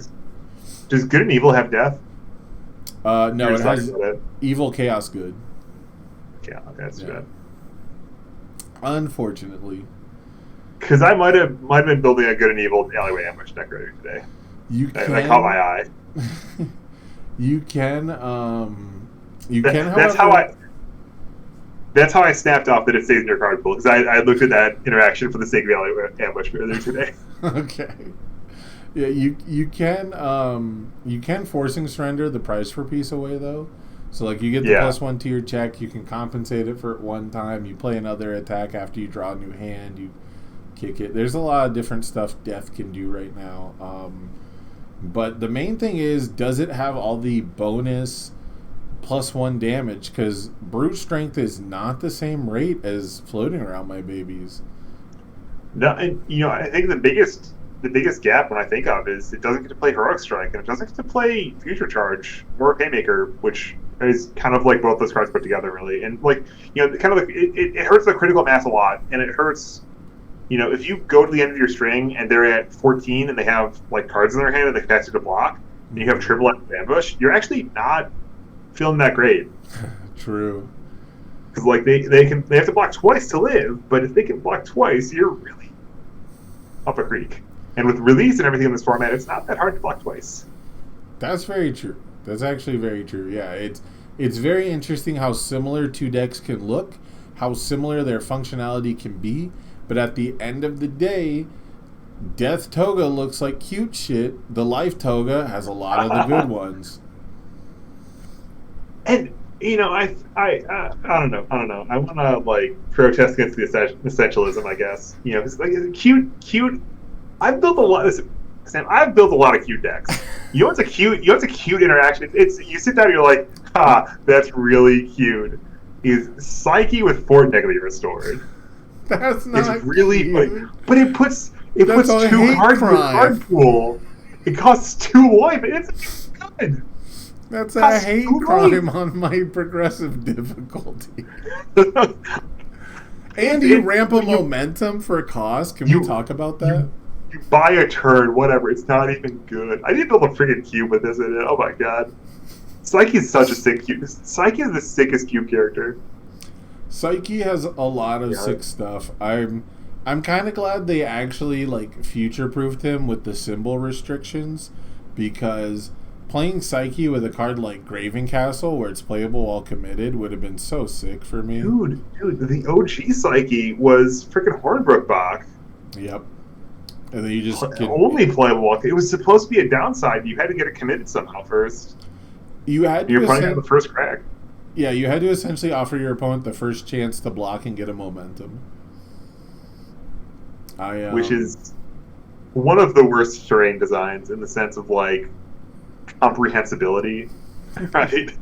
I think about that a lot with those kind of symmetrical effects of like throwing your opponent, you're not throwing them under the bus, but you're kind of driving a bus up and saying, "Hey, you can get on this bus now and it's free or whatever," or maybe you have to buy a ticket and you don't know how much the ticket, like you're not sure how good you're paying for the ticket, and it's got this weird thing, and then you play against Tim Keefe and he completely dismantles you using that thing because he knows exactly how that card works, and it's an asymmetrical relationship.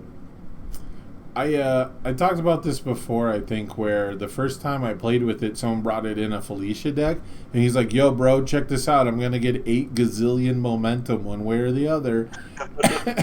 And, like, you know, I was like, well, I mean, first of all, like, you get momentum even if I block anyway, so fuck you. And second of all... I love Felicia.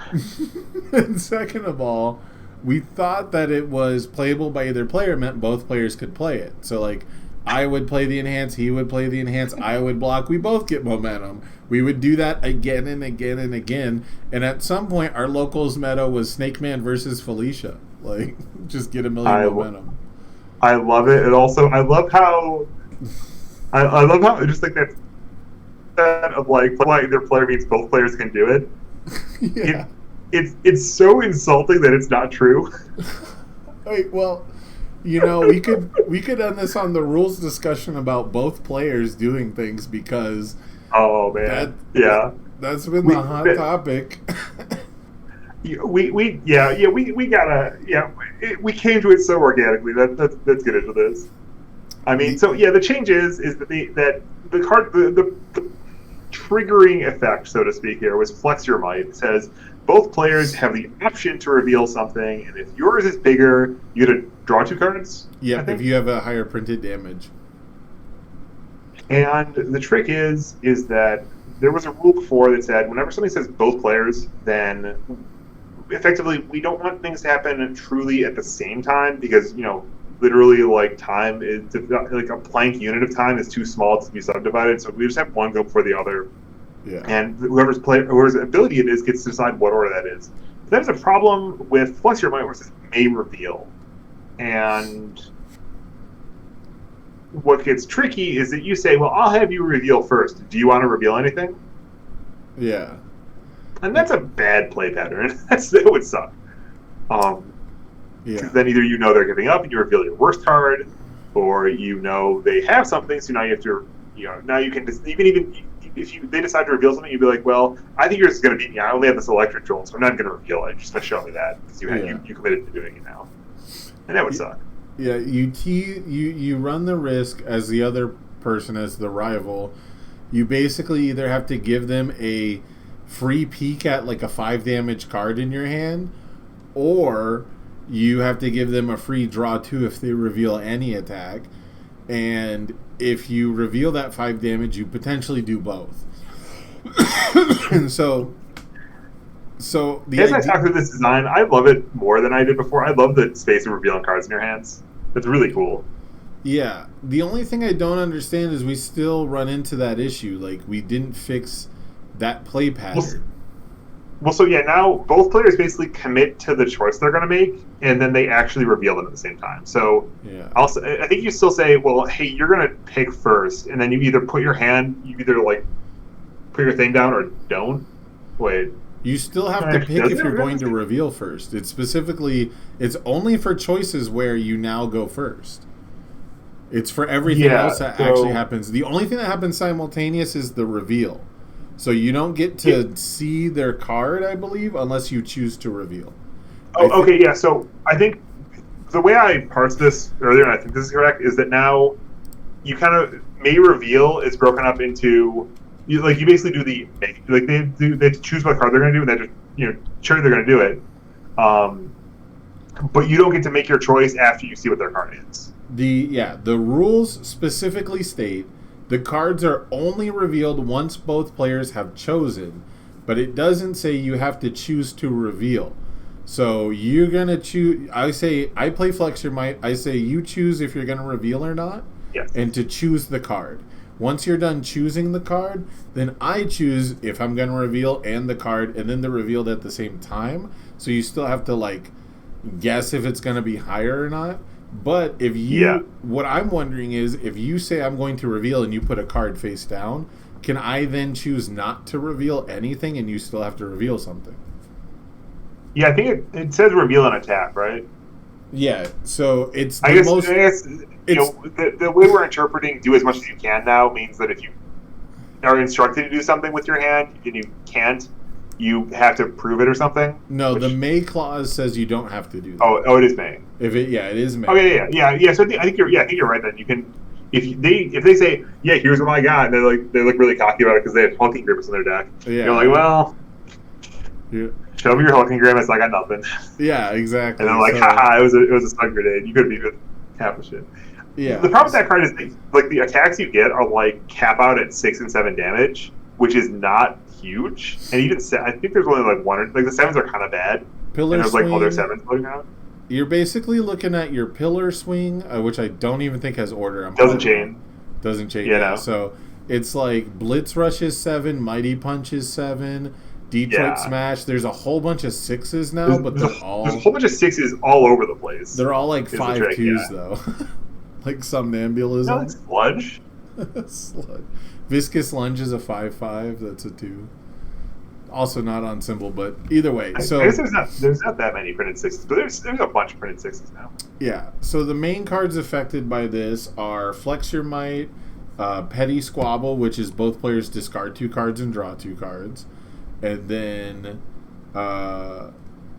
Gigantic Explosion is what it's called. So you can make it, and that one's different now because before you would say, okay, you choose to destroy things, and then that would happen first, and then you would get response triggers to everything there, and then I'll choose to destroy 2, and then triggers and stuff like that would happen. Now it's not sure about the triggers, but yeah. It specifically worked that way because of Taki. If you look at the Taki example, she clears one card pool, then the other. Yeah, but so I think, for instance, Rekimaru would only trigger once.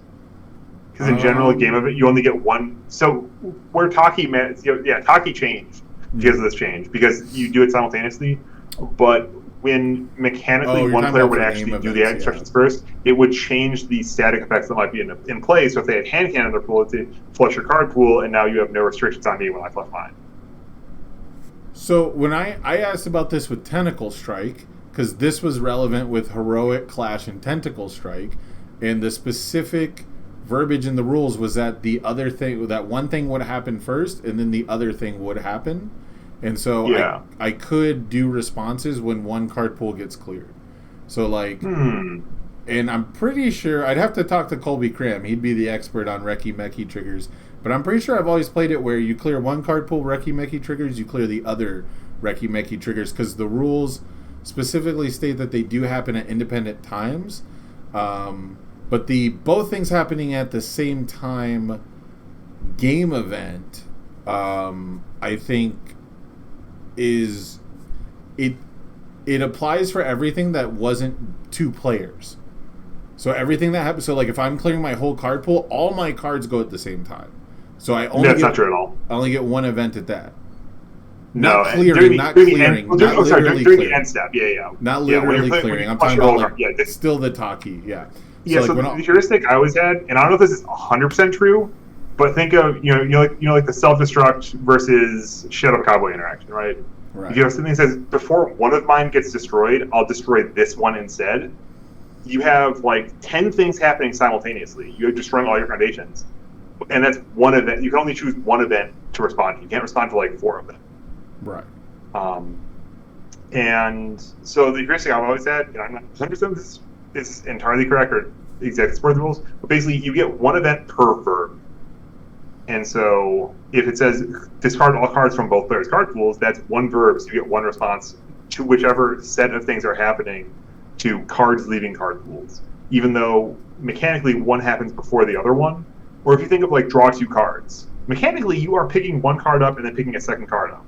It's not 2 responses, even though you're doing 2 things, sequentially one happens before the other. That's one game event because it's one verb, it's one instruction to draw two cards. Yeah, that was a discussion that got brought up, but it was concluded at the time, at least, that when I was asking specifically with Heroic Clash and Tentacle Strike, that I could clear my rival's card pool first, and then respond with Tentacle Strike, and then clear my card pool. Yeah, and I guess, I was already kind of blue-pilled on this one, that this is actually a good change. And it does clean up this interaction, right? There's not any doubt here anymore that, well, you can't respond to it because it's already on a card pool, right? At this point, after this change.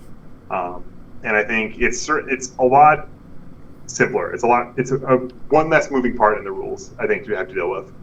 Yeah, it makes overall less interactions, but it makes it way more accessible because now we have enough interactions in this game, Sam. Right, we're not going to get hosed because you're going to look at it and go, oh, well, these clear at the same time. So I know, for example, like a lot of new players, I think, are still experienced with Nitro Ignition.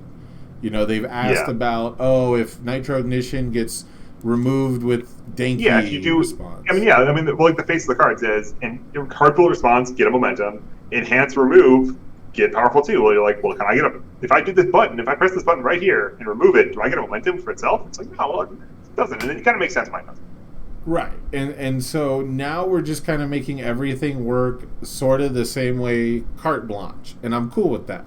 I'm actually cool with that. It hurts cute little stuff I want to do, but it only hurts cute stuff that I want to do because I've played the game for 8 years, and I know that in the rule book there's literally one sentence that tells you how to resolve this, when now I can read the fucking card and it tells me how to resolve it.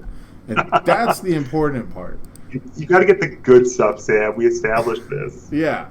So I'm all for this change. People are very upset that now Cinder Convection can cause a tie. I think that's what most people are focused on. I was focused on card pool clearing because there was always like this, this trigger, then this, and then do it in this order and make sure. Now that's all thrown out. They all just leave at the same time. It's simultaneous. Yep. I think what people are really like trying to get, again, this is not a scenario that will probably ever happen, especially if people know the rule, they won't choose to do it. But previously, Cinder Convection says both players lose 2 health.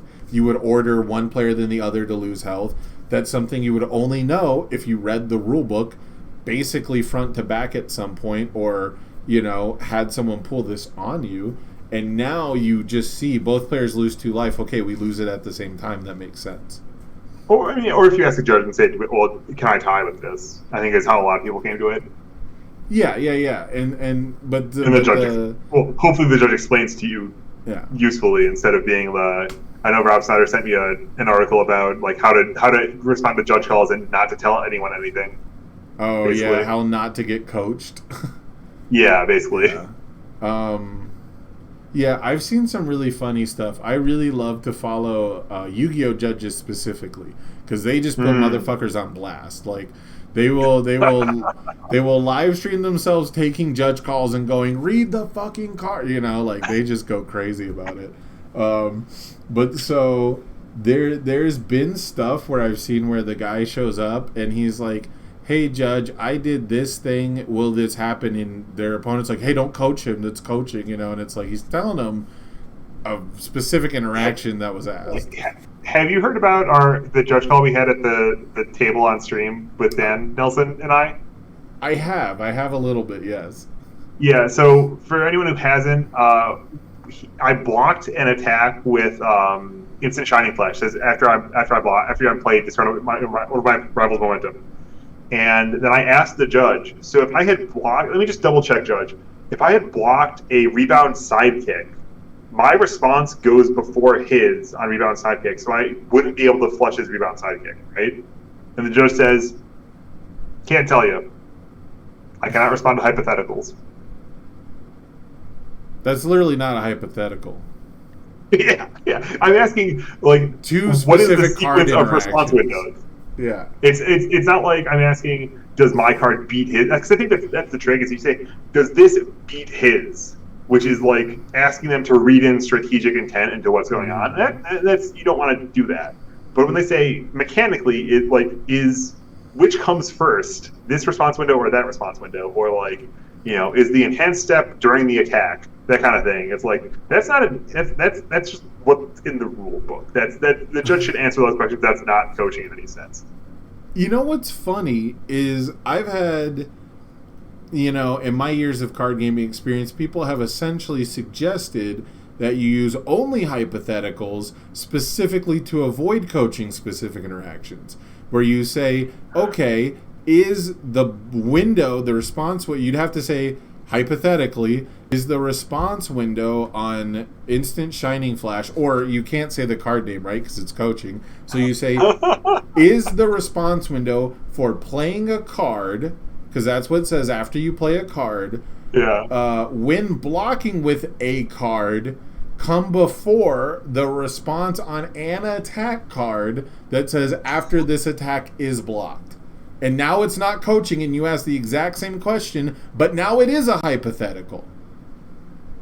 I'm not trying to dunk on the judge. I'm not trying to be rude to the judge. That's exactly what I was going to say. I'm not trying to dunk on this guy. I'm just kind of, expressing astonishment at, because it's very, judging ethics are very hard, and it's like a very, especially in, My Hero, where we have a very, shall we say, underdeveloped, not even like a rule book, but you need a meta rule book, right? You need the, code of conduct for a judge, to even address, the idea of coaching players or avoiding that. And what you want, all that stuff, we just don't really have that so much, and you kind of have to come up with that on the fly, or import it from being a Magic judge already, where a lot of the stuff got, invented more or less, right, from a different game. I don't know, it's kind of just fun to talk shit about, really. Yeah. It's interesting because it's you need to know what's the correct way to interact, and you. Again, literally getting two opposite sides, where it's okay, one way you ask a very specific, that's how you would ask in a rules form. You're okay, here's a literal example, what would happen, what would be the timing of these two card interactions, because people in rules forms hate hypotheticals, because usually you're asking about a card that doesn't fucking exist yet. Yeah, and a lot of times it'll be here's a card that doesn't exist, but if it did exist, well, it would work, and be well, yeah, I know I hit Tim with these all the freaking time, and he's well, that card doesn't, or during preview season, it's well, this doesn't work if you, nerd emoji, right? This card doesn't work in the letter of the law right now. And he's well, they're going to fix it, obviously. It's a really easy fix, because it just says, your fired effects don't work this way, but you need to put it for an assigned effect, too. And it's yeah, it's really easy. Yep. I run into that a lot because I get into the rules theory, and I get bad about saying, I asked this about Stain earlier, I think. Both Stains have this, where it's what would an effect have to look like for it to assign twice, for an assigned effect to apply to something at two different times from the same effect, and hypothetically, is that even possible? Because if we can rule out that it's not possible, a lot of questions become really easy to answer. I think effects categorically never assign twice. I could be mistaken on that. That's my understanding, but it doesn't say that explicitly. And so you'd have to know what the rules makers' interpretations, what their intents are, and we don't have that. So, that's one that came up where, one of the most common misconceptions I hear all the time is a blanket statement about how effects are always looking for the first bit of criteria to apply to, and that's not true. The average effect, almost every effect, is specifically looking for one game event to fire at, and only effects that typically say all blanks or something for the rest of the turn would look to fire at an inordinate time where it gains a new trait. Shinso, it's the difference between Shinso changing the zone of an attack to get a speed bonus, and Monoma adding a keyword to an attack after an attack like Jetstream Crash that is looking for a keyword on your next attack. And I've heard from players of all skill levels say it's always constantly checking, and that's just not true. Yeah, and Detonation Launcher says if your next, I think these two cards like this you're printed. If your next attack is printed this, but it's there's some pretty subtle verbiage differences in how different things could look differently, right? If your next tech is, or your next tech that works one way. Well, your next tag that is something is probably different than if your next tag is something, right? And they fixed this too with Detonation Launcher, where it has to say the word played. Before it said your next attack, it goes on the attempt, and that's how you get things like bonuses to fizzle from failing checks or getting your attack bounced. Yep. You know, if something happens to it before it is played, you know, it still fizzles all of those effects because of that. But if it doesn't say played, you're supposed to do it before the check. So they closed off that, thankfully. Yeah, which is very important for like making Summon Dark Shadow work. But and you can even, you know, there can certainly be some Dark Shadows say your next mid attack gets +2 to its check, and those need to happen before the attack gets played. But when it is, both these cards happen to change the top part of your deck, and so all of a sudden it's a very big rules problem with control checks. The one of the ones I was actually looking at was, I think it was, I was trying to add something to my momentum off Award the Victor, I think it was Respond Award the Victor, add it to the top, and then my next attack is something that draws me a card. It was Spin Kick Award the Victor. I think that's what it was, where I'm like, I'm just going to play a mid attack and draw Spinning Kick. They wanted to close that loop up, right? Remember what they took from you. They took a 4/4 that can sometimes be a low. That's what they took from us. That's my current funniest Ojiro project right now is Oops All Lows. All spin kicks and Texans. Oops All Lows. I like it. I'm a big fan of Think Fast Ojiro. I think people are sleeping on that because the other two symbols are like the hardened rapid punch symbols. What should we call that anyway? They don't actually share a nomenclature.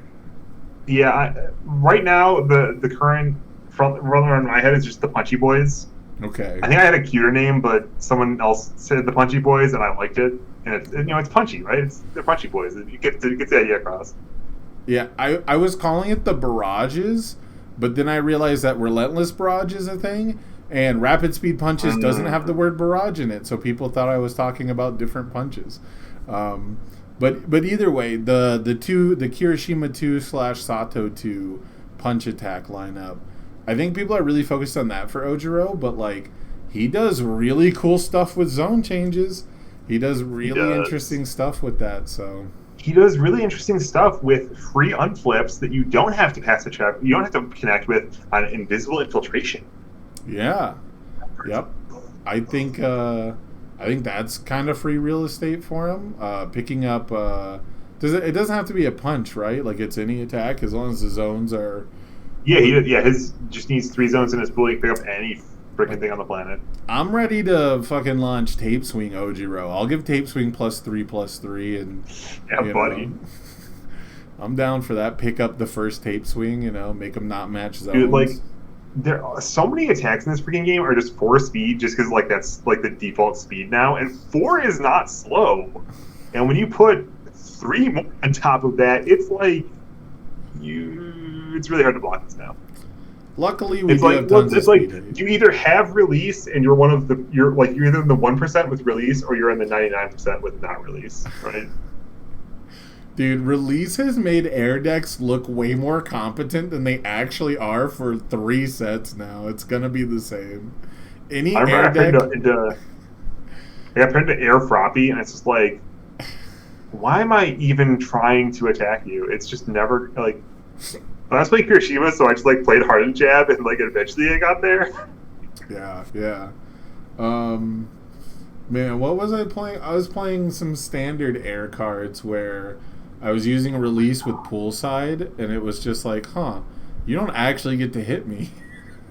And if you tried to, I game live. Future poolside date. Yeah. Release shares chaos with Faye, by the way, in case you're wondering. Future poolside day, dude. They should reprint that. That's a cool card. No, my God. The card is so sick. I would have to think really hard if you asked me, hey, Kevin, would you rather live in a world? Would you rather Do you think everyone else would rather live in a world where you got to play reversals or if you got to play future poolside date? I don't know which one of those would be worse for everyone else. I have to play reversals? No, if I get to do that to you, like, would you rather? Like, do I think most people would rather? You know, I feel guilty about playing Zhangla at my locals, right? Well, I don't want. It makes you an asshole. If you played it at Nats, it's not that big a deal. I don't want to inflict unnecessary suffering on the world, and I've argued a whole bunch on that we shouldn't bring reversal back. That reversal is a net negative for the game, and that reversal takes a steaming dump on all of the good things that are happening in the metagame. It just polarizes it into a shitfest. I've thought personally that reversal should get a bonus if it's the first attack played on your turn. That's how I felt. That seems a little more true to form for fighting games. It doesn't make it anywhere the same type of card, and I get that. But reversals in fighting games are how you take your turn back. They're what you do when you wake up. Typically, if you play Street Fighter 5, if you press a button within 3 frames of standing up, or I think coming out of any kind of hit recovery, you'll get like the little reversal tag, and so. So it's almost like so it's almost like a counter hit mechanic where they hit you and now you're going to reverse them because they're like not, you know, the kind of the metaphor is like they're not completely set back up, they're just getting set back down, and so you're going to hit them or whatever. Yeah, basically the reversal game is what opens you up to being counter hit, but if you never take that risk, then your opponent gets to run any kind of pressure on you. And so the reversals, like that's your invincible dragon punch wake up, right? Like that's your invincible reversal. And so like you can reversal throw, you can reversal jab, you can reversal counter hit, like heavy crush counter, right? And like when it comes to just trying to translate mechanically, a reversal is not stealing the turn back specifically, because stealing a turn is when you're not supposed to press a button, and reversals are just one of your normal options to press that button. And I've always thought that its implementation in the card game was like really good for the card game, but not strictly. Like it's something you can't translate because it is something that like both players have to have equal equal onus to attack, not just opportunity, but like it behooves them both to press buttons at this time, and it's up to who's pressing what buttons, because the fastest way to get fucking smoked in Street Fighter is to block a reversal dragon punch. You know, that's literally the highest damage combos you get that people like theorize is blocking invincible reversals. That's the biggest punish you can get. Yeah, because they're up in the air and you get to just beat the crap out of them then? You get to do a free jump-in combo, yeah. You get to, basically, they go up in the air. Yeah. You get to jump as they're coming down and do your highest damage jump-in combo. So, like, if you ever get stuck on the part of YouTube where it's like, world's highest damage Akuma combo, it's always going to start with, like, that shit. That's a really it's, you know, I'm sure Dave Sterling has a very eloquent explanation of the exact like words to describe how cool that game design is, but that's a cool game design. Maybe because I think he designed the only fighting game I've seen that doesn't have reversals. So I don't know if that's actually a good question. He pushed a lot about like Street Fighter Turbo 2, Street Fighter 2 Turbo, I think. Yeah, that was like his jam. But yeah, that's you know, like it's reversal for like the first couple frames, and then it's incredibly you get fucked so bad later. Or like a reversal jab is just like, well, it comes out pretty fast and I'm recover pretty fast. And it's like, it's not a real mechanic, right? Like it's not something that programmers came up with. It's something that programmers put in because people called it that. That little word that pops up, reversal, I don't think it has any mechanic to it. The only thing that it's there for is to tell you got the timing right. Is that you weren't too late to try and do something on wake up. I do think I like that the design space of just like, if this is your first thing, you get a bonus. It's simple, it's not intrusive, and at the same time, it's kind of like it's kind of elegantly self-balancing, right? Where if you just didn't draw a reversal, you know, you're not too torn up about it. If that symbol didn't have any reversals, it's not like bad, but you know, you get to play a really cool attack to start your turn off, and then your opponent knows it's coming, and then knows that the next thing is going to be scaled down a little bit. If you go to a deck with 20 reversals in it, well, most of your attacks are going to be relatively overpriced because they're only getting that buff the first time. Yeah. And then I'm sure like the first or second character would already have like form. Your next attack is your next attack counts as a reversal, right? The next attack is the first attack of the turn. Yeah. Because they always eat up that design space instantly. But yeah, it's very interesting because it's like I don't think you would almost ever reversal off of a block in a fighting game. It would just be you taking your turn back, like it's just your turn now. But like mechanically, thematically, that is what it is. It's you've blocked enough, and now you get to start attacking, and so it's always been really cool to me that there is that option, but at the same time, it's actually so punishing so much of the time. Like the idea that you want to have the game based around entering the enhanced step and then gauging how much access like the non-active player gets can be really frustrating because not everybody wants it to be our turn. Like we love that as old heads to be like, oh, we get to both play the game, right? That's been a big selling point for a long time. We get to both play equal parts of the game, and like some players genuinely hate that. They want it to be their turn. I mean, I think reversal is just really overpowered, and that's why I don't like it. I think that's the long and short of it. A million years ago, I was playing Vespera, and Vespera heads the chat like, "Hi." The thing I realized at some point was that the key to understanding that deck is not that it's a control deck, not that it's a lockout deck. It's that it's an aggro deck, and you get the ability once per turn, clear your card pool, draw a new hand, and ready your stage. And your opponent starts attacking you, and it's like, well, this is part one of my turn, and I'm going to either set up my hand for my part two of my turn, or I'm going to start hitting you to open you up so that part two of my turn can actually finish the game. Yeah, I like reversals as a way to help player 2 out because a lot of times it gives player 2 a way to get momentum at like a faster rate. It gets you like balanced out as far as like turns go, but at the same time it usually just like anything else where if you're good at doing it going second, you just become way better at doing it going first. And reversal decks going first tend to lock the opponent out because now now as second player you are facing all the same issues that first player had to, but you'll never be ahead on resources if they can wait until you attack. Yeah, that's really what it is. You go second against a reversal deck, they get a good build, they get a second good build, and they stare at you expectantly and say, please attack. It will end very badly for you. And you're like, well, I guess I'm the deck that conceived of itself as proactive. I'm just be like, well, I'll build 3 your turn. Please don't hurt me. And they're like, well, cool. I won't hurt you. I'll form with the Sun's Love to draw an extra card though. Then I'll build 4 your turn. Yeah, the amount of times it got brought up that like Kirishima 1 is so good, unerrated of course, is so good because he does things on your turn and he progresses his board state and gets more resources on your turn. The whole time I was like, man, these people have never been tiger kicked on their own turn, and it shows. yeah, and I think it's really like we've never seen a deck like Kirishima 1 define a format before. It has never happened in the history of the game. Never, ever, not once. And some of that's reversal, some of that's just card design, et cetera, et cetera. But I mean, reversals a chunk of that is that decks like that get clowned by reversals. You play a Hardened Jab into freaking Felicia. Enjoy your like Devos is the least your brains.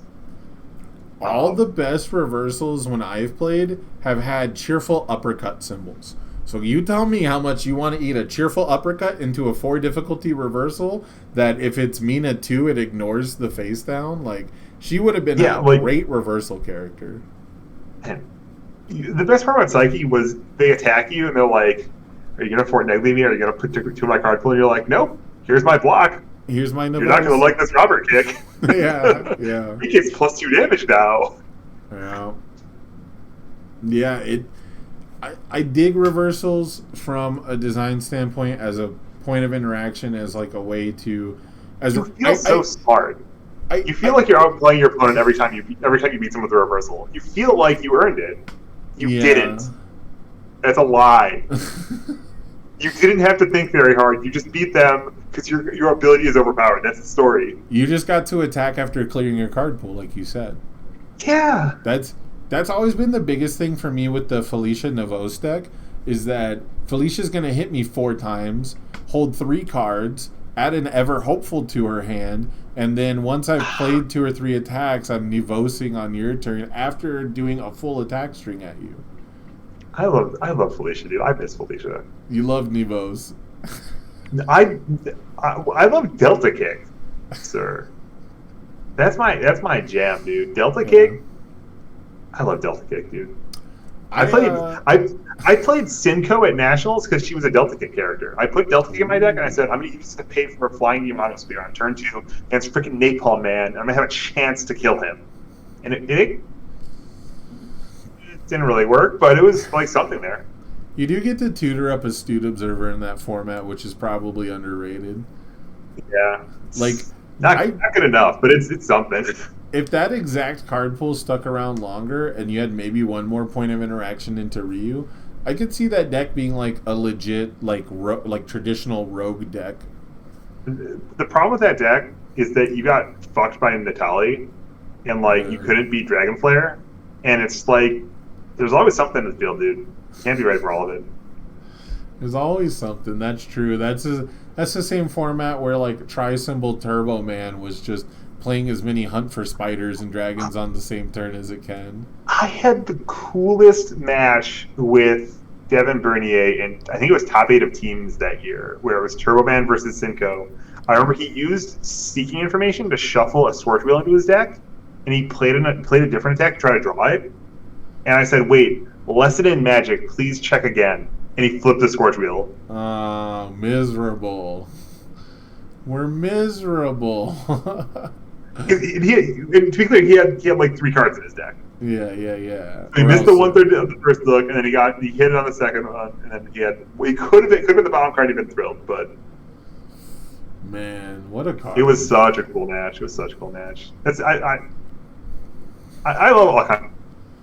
That's it's great. And see, I think that's what bothers me is when people talk about we need to ban Summoner Style. It's like, listen, there are enough problems in the game. We don't need to go tying up the designer's hands with these random arbitrary restrictions of the thing that irritates you about a game you lost, right?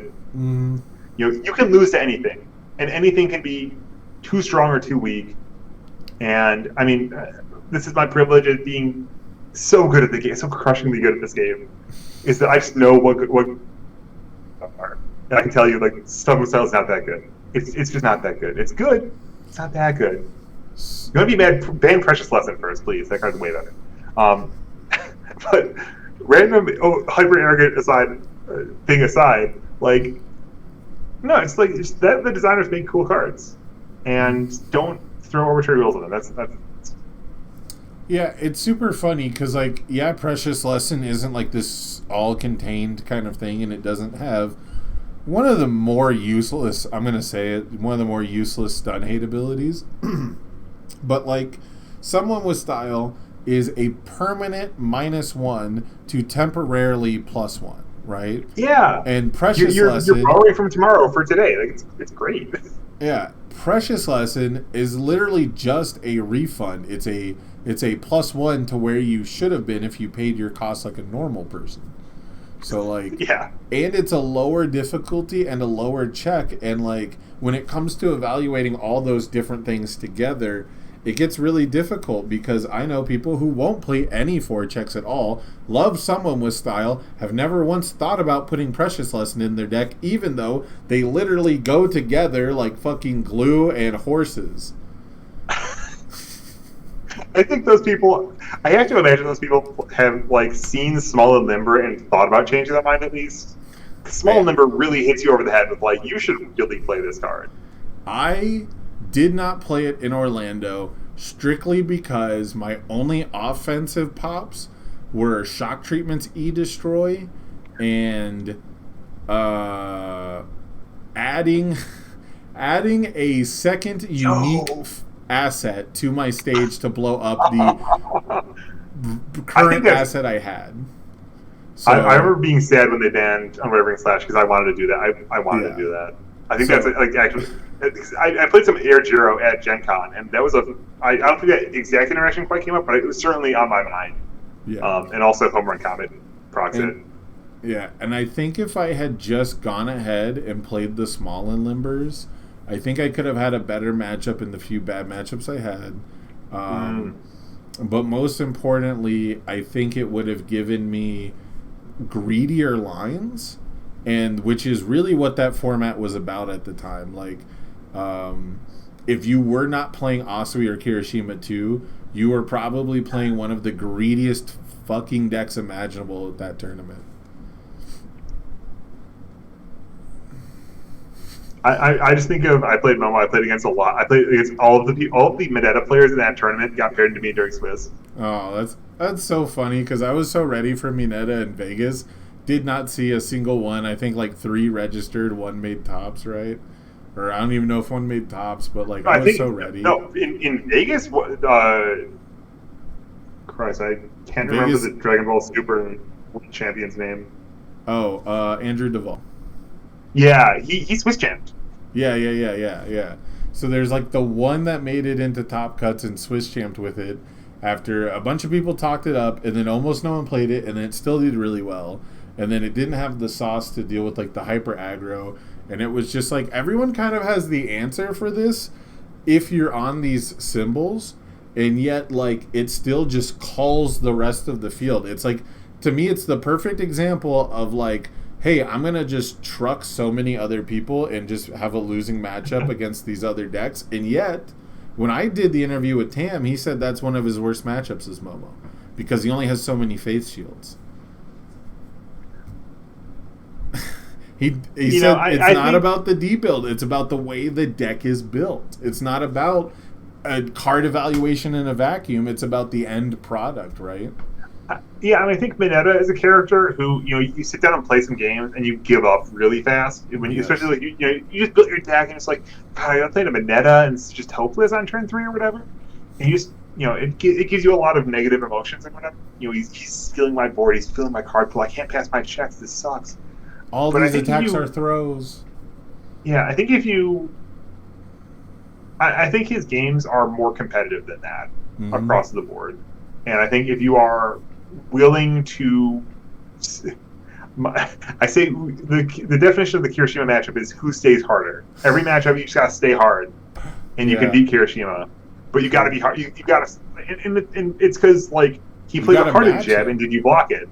Like, are you willing to take a Texas match on the chin if it means you can block the thing that's going to kill you or whatever? You have to just make hard choices all over the place. You have to attack him with persistence, even as he's drawing attacks off the top of his back and getting to ready to things. You need to have your damage sometimes. He's going to put a lot of roadblocks in your way, but then surmountable roadblocks if things break your way.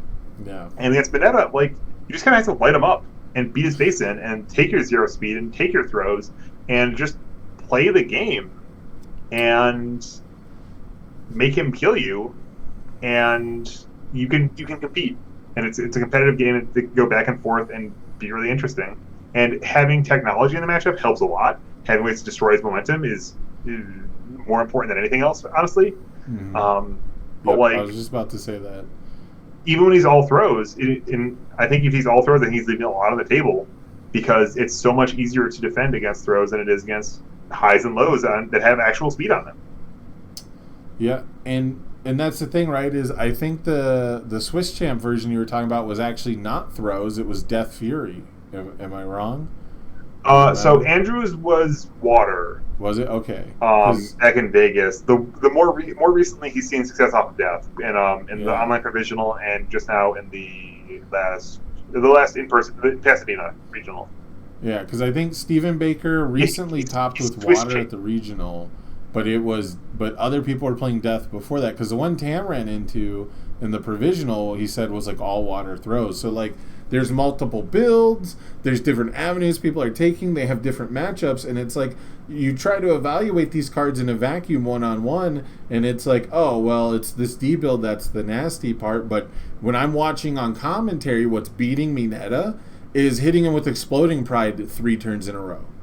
You know, telling him you don't want to block this, you don't want to reduce the speed, and here's a free 18 damage over the course of 3 turns, and I can, partial block everything you're going to do to me. You know, at some point, Mineta just starts spending the momentum on his own attacks to try and draw more attacks in hopes that his attacks are throws. Otherwise, they're definitely not going through, right? Yeah, I have a lot of contempt for throw decks. I think throw decks are just so universally overrated. Because you just play with your cards face up, and like you get to say, I'm going to have a guaranteed this and that, but your cards are all overpriced and underpowered in exchange for this consistency, this reliability, or whatever. And it just means you're consistently losing. Right? You don't have the ceiling you need to actually win the game. You say I have inevitability, and then it's turn 4 and you died. Right? You never win before turn 4, and it's really hard to live through turn 4 against a good draw from someone who doesn't have to respect you. Yeah, when it comes to like the slow, grindy throw decks, I think of them as definitely having to like lean into more control than like strictly defense, right? We talked about like you can be really good at blocking, and Mineta is really, really good at blocking, but if you're going to actually grind people out, you have to literally deny those resources. You have to prevent attacks, you have to prevent damage, you have to have like the creepy realization Kirogiri style setups where you know, or like creepy with Kamui Woods, where it's like after a certain point your turn is just over, because if you keep giving your opponent the ability to scale resources infinitely and just have better like strings of attacks than you, it's a recipe for disaster. Like your clock has to be really good at that point. How freaking good is Kamui Woods in this set, by the way? Let's not talk about it because Jose watches this show. I'm not allowed to talk good about Kamui Woods in front of Jose. That's fair. That's fair. I really hate the idea that by the time I played my third attack, you can give it -6 damage. I'm really not cool with that. You know, if you block the first 2, you give -3 from Kamui, -3 from Creepy. Like, come on now. I hope it was Jiro and I started making a joke that the new the tail guy who wants all 3 attack zones was also named Jiro. We're just calling him Jiro. This is Jiro now, and I feel like him and the actual like Soundwaves Jiro are kind of in the same club of like 6-hand size aggro decks that are like really explosive and hard to contain.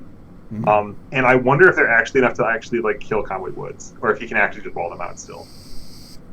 I think it's gonna be one of the big questions of this format.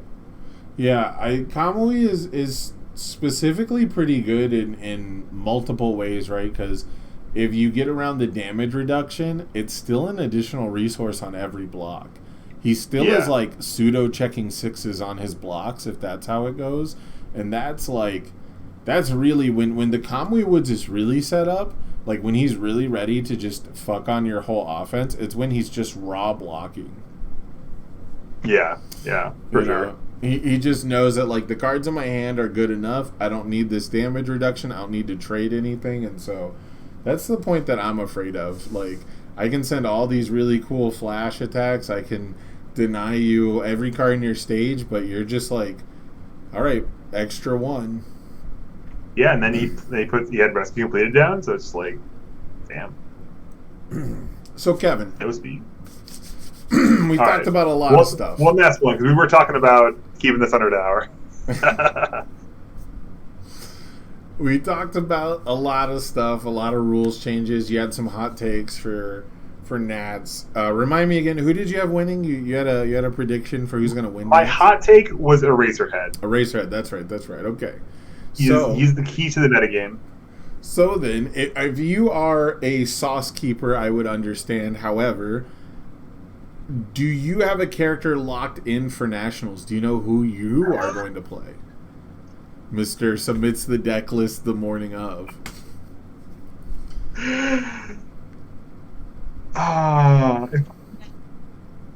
And even 50% confident before I leave Texas, I'll be stunned.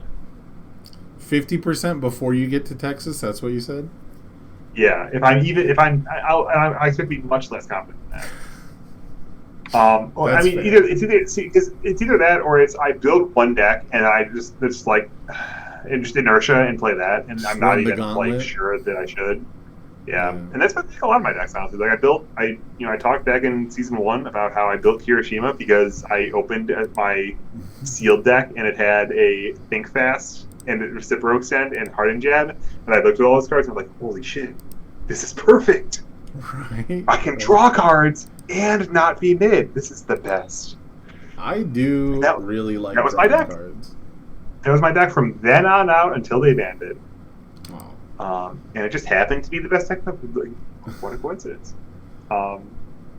And I built this Momo deck, and I built the Momo deck was a product of a bunch of it was very much an evolution of a lot of ideas from I got from a lot of places. Right. But So, yeah, I have no idea. And because like there's so much stuff that's so like Sun Grenades is so cool, and I've forgotten a little bit about how hype I am for Tetsu thrashing. The Terminator. There's no way T1000. you're signing up for Tetsu thrashings at Nationals. It's not happening. There's no way. I refuse to believe I might not. But are you kidding me? It's Relentless Barrage, but good. Okay, how are we getting it into the discard pile? You don't need to. It just gets there on its own. No, I need to be clearing my card pool of them. I need to be able to play like 8 of them. I need to play 8 Tetsus. But if you want to go infinite, you can play Capture Evildoers. Pseudo, but yeah, I could see that. I had an interesting idea with Gran Torino with Tetsu thrashing, but it never really worked out. The idea was like you have to have like 3 where it's like they block one, you destroy one, it comes down, you play one, you pick it up, they block it, you destroy one, it builds down, kind of a thing. So like, they're racing to have less cards in hand than you, but like by that time you just commit, pick one up instead of destroying it and then go to town. But I don't know if that ever actually works because you'd have to have like multiple. It works well with multiple one with Nature's Out because you just discard down to their hand size. But you're still 6 hand size, no real card drawing phase. Oh, we got Tim Keefe in the chat. Oh, your push to talk isn't going. You got One with Nature and you got Snack Time. I think is the 1/5 that pitches for Sun 1. Oh man, we're playing 8. We're just eating our hand and then having 0 cards in hand and then figuring it out. It's probably, it captured my imagination. I can appreciate that. Well, time for a little shameless plugging. If you want to test out your Tetsu thrashing decks, I'm going to be streaming playtesting. I'm going to have, calling it the Ace Academy, I'm going to have like a little boot camp stream going on over the weekend. Hopefully pretty much leading up to Nationals. It'll be late in the afternoon. So if anyone wants to drop in, play some games on TTS, try to, bring multiple lists, bring multiple characters, right? Just jam games, get playtesting in. I just want to create an environment where people can kind of have like the rule 0 be we're just trying to make good decks. We're just trying to play them the best possible. There's a lot of great places to play casually. We have Unfun Fridays, which is an awesome locals, but I think it's time to get serious. We've got less than 3 weeks and I haven't picked a deck. You haven't picked a deck. It's time to get jamming some games. Yeah, I love it. And speaking of plugs, do you have any shout-outs you want to do? We've been at this for over 2 hours now. We did not keep this short and sweet at all, but I had an absolutely awesome time. So I'm going to give you a chance to, any shout-outs you want to say, any last words, anything else you want to bring up before we take it? Shout-outs to Rochester CCG and, shop at rochesterccg.com. You can get up to a 10% bonus with the loyalty program. You can get all kinds of boxes. Unlimited product with I think an $8 refund on every box you buy of Unlimited. Already, you can buy all the singles, all the XRs, all the SRs, all the stuff there, and sleeves, deck boxes, and more. Everything you find UFS at RochesterCG.com. And shout out to the Rochester CG team, to keep here in chat. Everyone else have been a huge part of my success this year as well.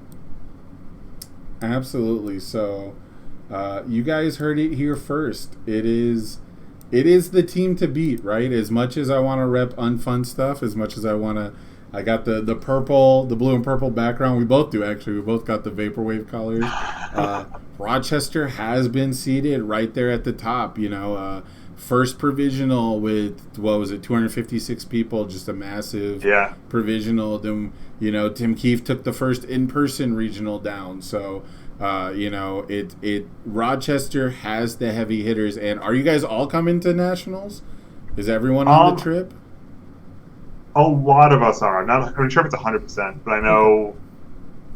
I think it's pretty much. I think it's everyone, maybe plus some who've been traveling players. Yeah. Awesome. Well, I can't wait to see you in Dallas, Kevin. I'm gonna be there. I can't wait to see you guys there. Be sure to check out Top Deck Heroes Wednesdays over at Rochester. We're Mondays now. Mondays. Oh, my bad. My bad. You guys switched it up on me.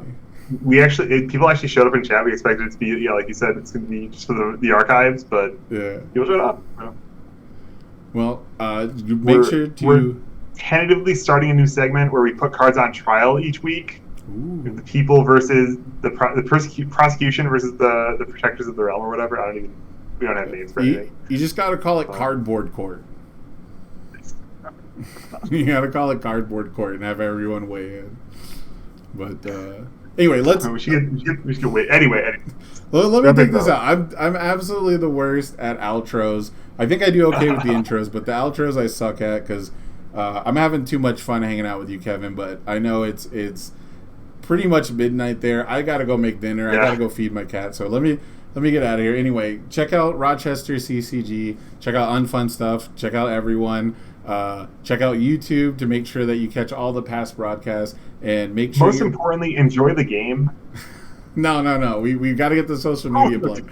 I'm trying to get the Skrilla, Kevin. I'm trying to make off with the bag. I got a new player referral code. I got my own Unfun Stuff plugin code. We're moving up, man. Hell yeah! But yeah, check the links in the description down below. Yeah. Anyways, we're going to take off, guys. I'll see you all next week for another episode of Orange Card, Blue Card. I had an absolute blast. Thank you for joining me, Kevin. It's been a pleasure. We'll see you guys next week.